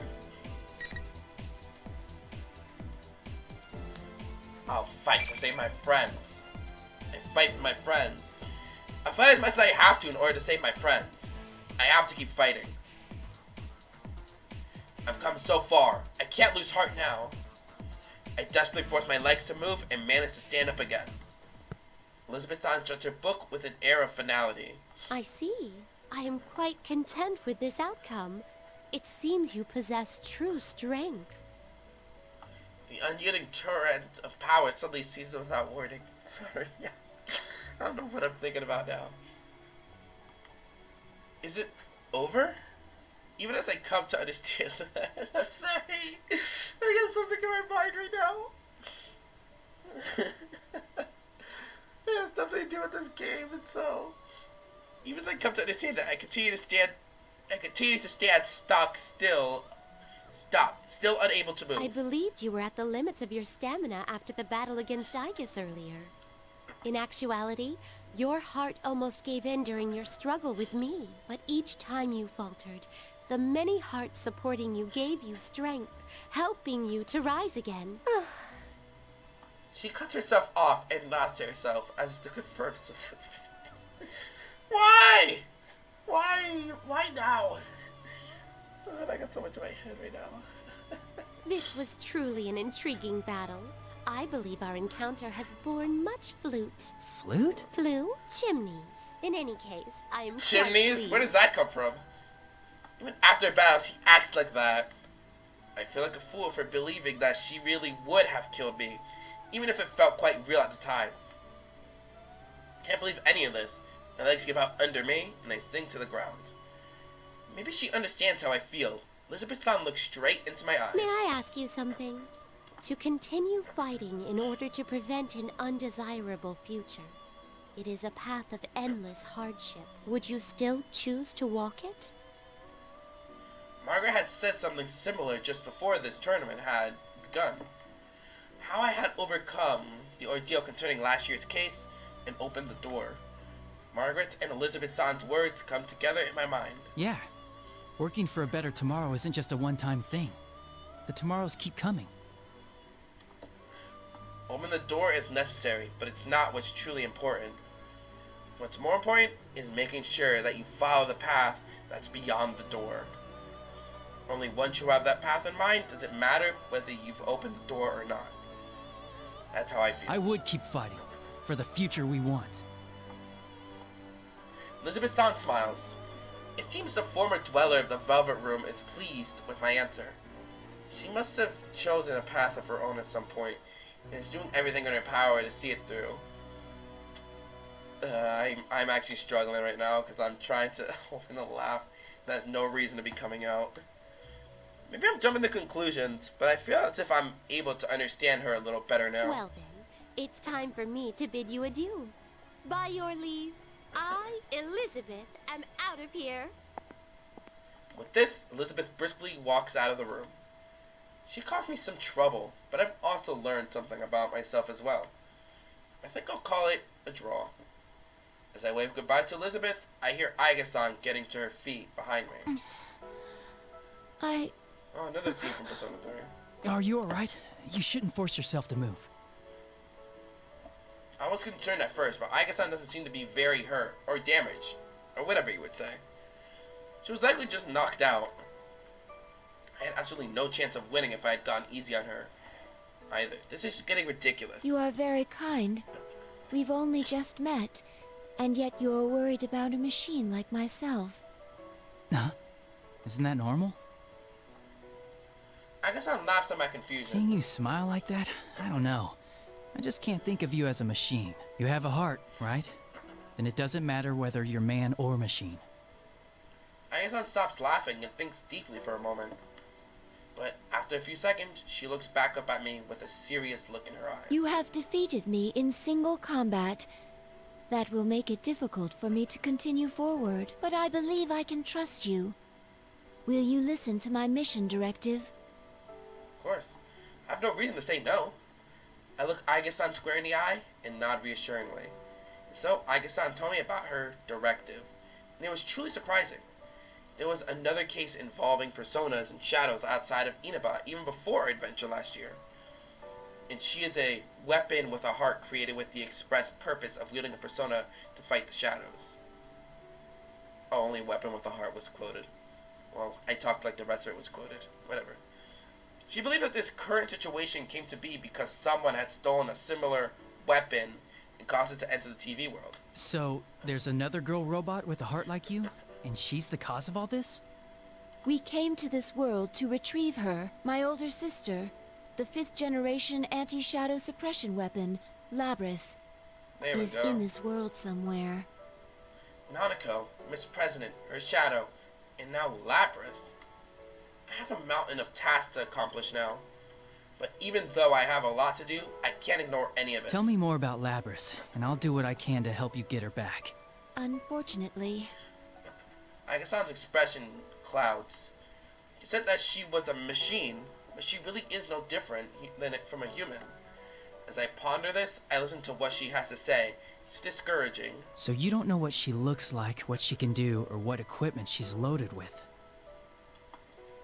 Basically, all she can tell me is that Labris is a robot who's built to look like a girl. Wait a second. I did meet a girl I didn't know in the TV world. Miss President.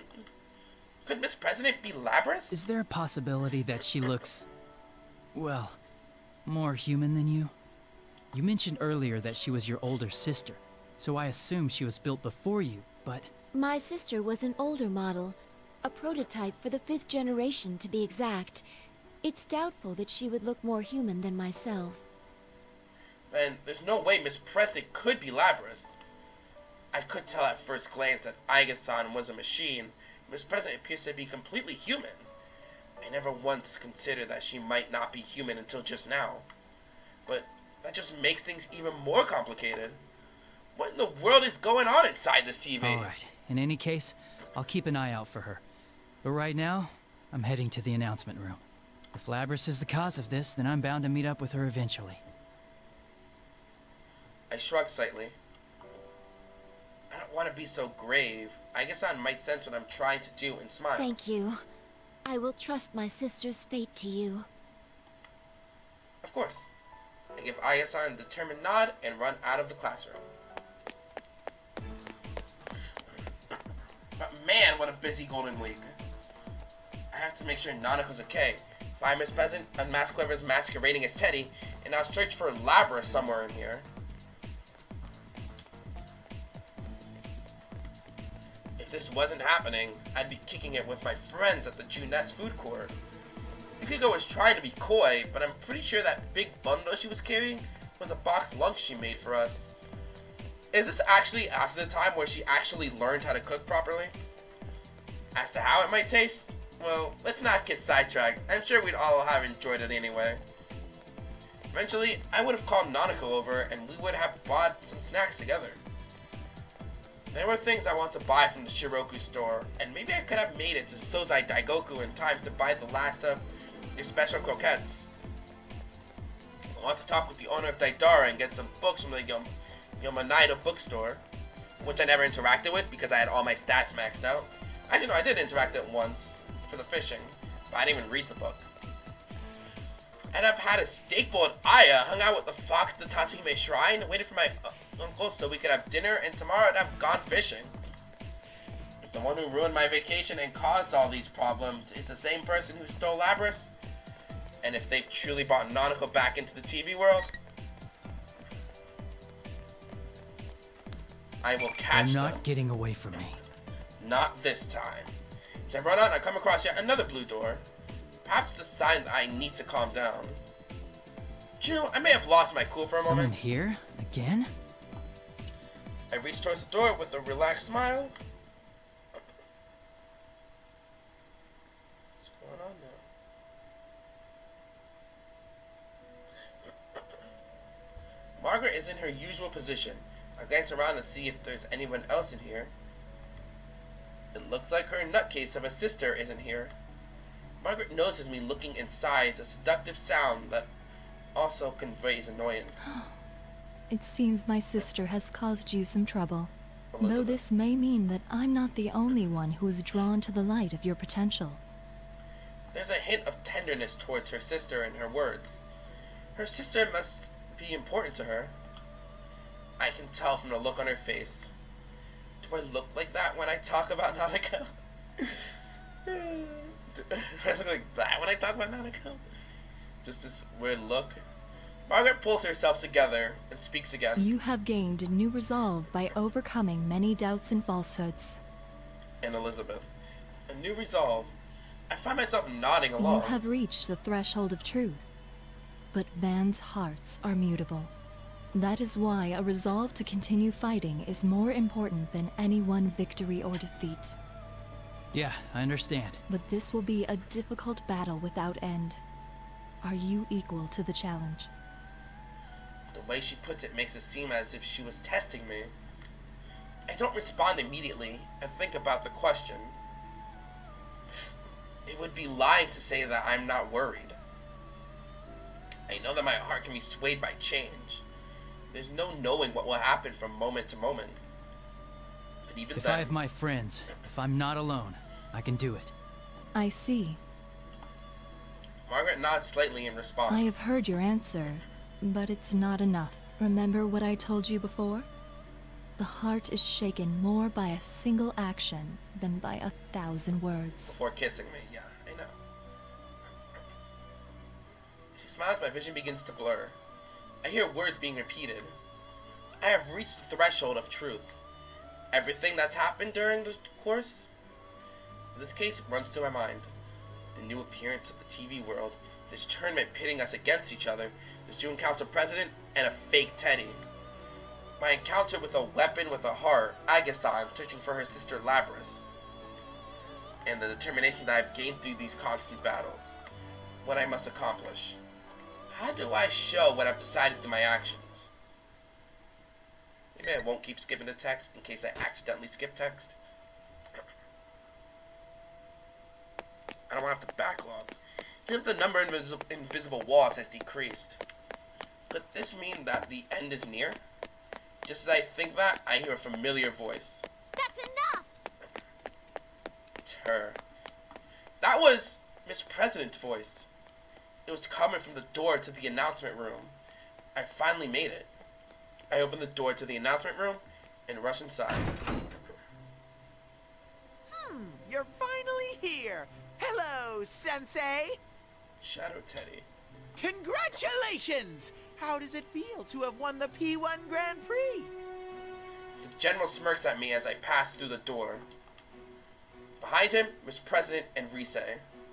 When the two of them see me, Miss President looks confused, while Rise's face lights up with joy. There you are, Senpai.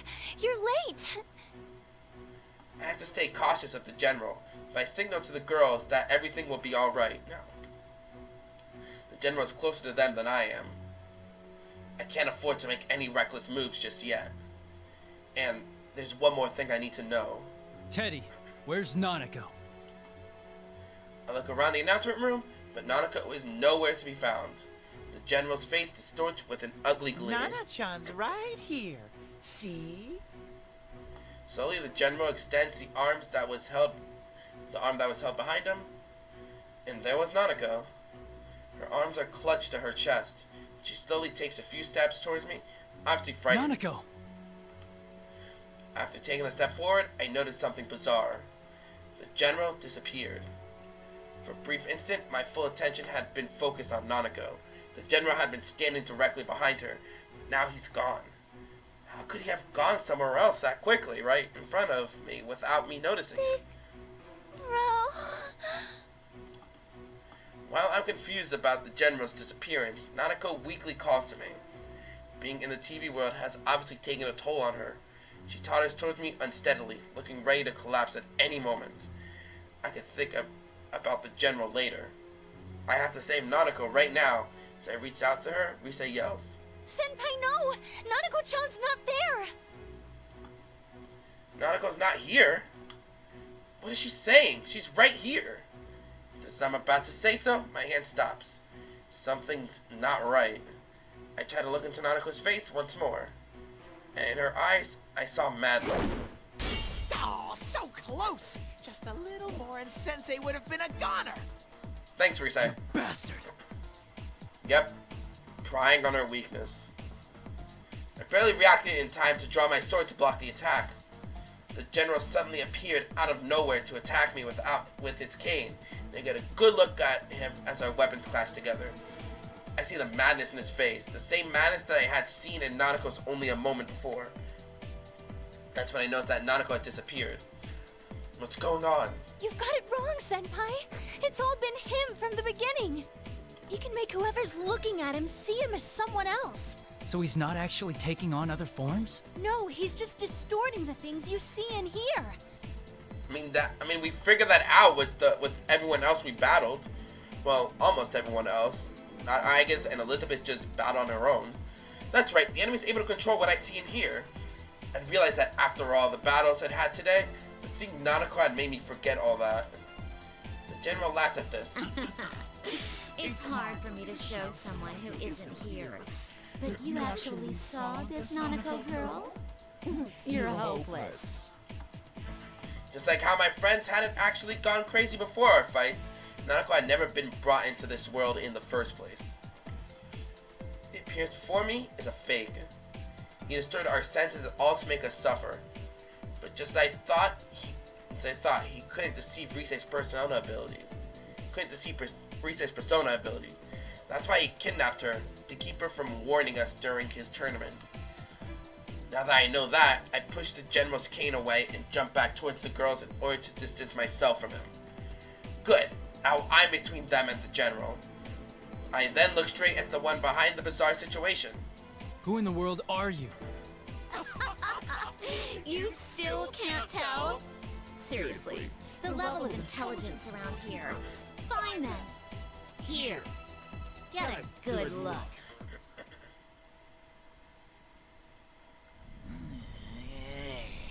It's not Teddie.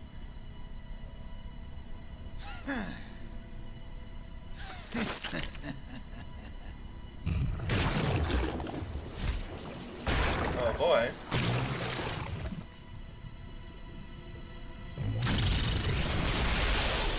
It's another shadow altogether.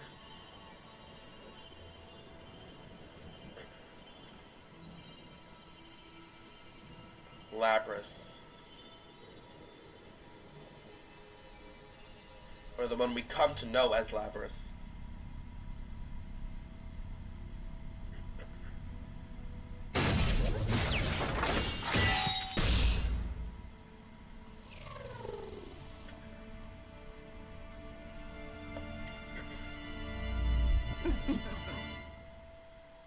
A shadow. Well, a shadow of a shadow. I am a shadow. The true self. Miss President's shadow. My face. I saw metal limbs, golden eyes, a ponytail, and a mirror image of Miss President's face, even though she was standing behind me trembling. How about it? You wanted to see what I am, didn't you? Why does she look like me? That's its true form. That thing is your shadow. This is a shadow? She really came from inside me? Rise tries to call Miss President, but the girl shakes her head in denial and squeezes her eyes shut. Yup, like the things we already know, the whole "you're not me" business. While Miss President refuses to look at this mechanical-looking being, I now understand what is going on. Because this isn't the first time I've seen a robotic girl before. All the facts match up. The way she was able to run so fast without so much as breathing heavily, even in the TV world. The sense of wrongness that I'd had when Miss President had asked me about killing my friends. The way she avoided telling me her name. The superhuman strength when she hit Chie, and that incredible jump to get away from us. And the Shadow's ability to interfere with the senses of other people. Just as Margaret had said, all the pieces to the puzzle were laid out before me. They've all come together, and now I can see the truth. She is indeed Labrys. Sorry, I had to do that again. Labrys. Another weapon with a heart, stolen by someone unknown and thrown to the TV world, created this school and forced us to fight our friends. This deep-rooted depression regarded her past memories. All of this took the form of Labrys' shadow, who manipulated everything here. Labrys, don't look away. If you don't accept her, she'll get even stronger. Miss Labrys. Oh, Labrys. Only shivers when I call out to her. There has to be some reason why she believed that she was the student council president. But that's just a disguise, more for herself than for us. No matter how comfortable it is, it's only there to cloud her eyes from the truth. I don't know what your past was like. It must have had some painful memories. But you have us with you now. We're going to get you out of here. I call out to Labrys while keeping an eye on the shadow. A shadow is the darkness within a person's heart. Unless it is accepted by the person it came from, it will never disappear for good. But with that in mind, all we can do now is watch over her as she accepts the darkness within her. We'll have to protect her when the shadow goes berserk and tries to kill her. But Labrys continues to shake her head and tremble violently. The words aren't getting through to her. You hear that, me? Your friend is trying to tell you something. Too bad he doesn't understand at all. His thoughts are so hopelessly naive. The shadow laughs shrilly. Continues to smear more poison into Labrys' heart. I wish I could have made them feel my pain. What it's like having to murder one another. That sadness and pain and anguish.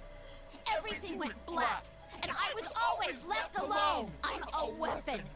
A machine made only to fight. No human can understand my suffering. Stop! I've had enough. I'm human. I'm not like that. This isn't good. I settle into a fighting stance ready for anything. Though I have a good idea what's going to happen. Oh, you're still clinging to that? Then take a look at what you really are. The shadow's eyes gleam with golden light. The change between begins immediately. A shimmer runs across Labrys' body, and instead of the normal human girl there had been a moment ago, she has a metallic body, just like her shadow. No! No! Labrys loses all composure and scratches at her arm, trying to tear away the metal that had appeared. But there was more to her chains than just her arms. Her legs, waist, and chest, even her head, everything not covered by her clothing was now obviously mechanical. The reality that she didn't want to face? There are no words we can say to her. No matter what we say, reality won't change. Labrys falls to her knees and finally mutters the words I was dreading she'd say.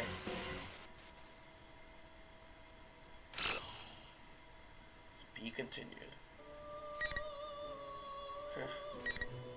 Looks like that's it. Foray, Kanji Teddie story is now available. So I guess we can see what happened with the real Teddie. That's really it. Just to be continued. They're not more.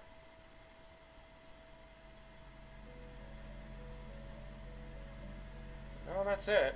I guess they'll all conclude at some point. So yeah. I guess that's it. Oh, and by the way, I think the new Mario & Rabbids is out now. Well, by the time I'm doing this, it's October 20th. Well, thank you guys for watching, and I'll see you then.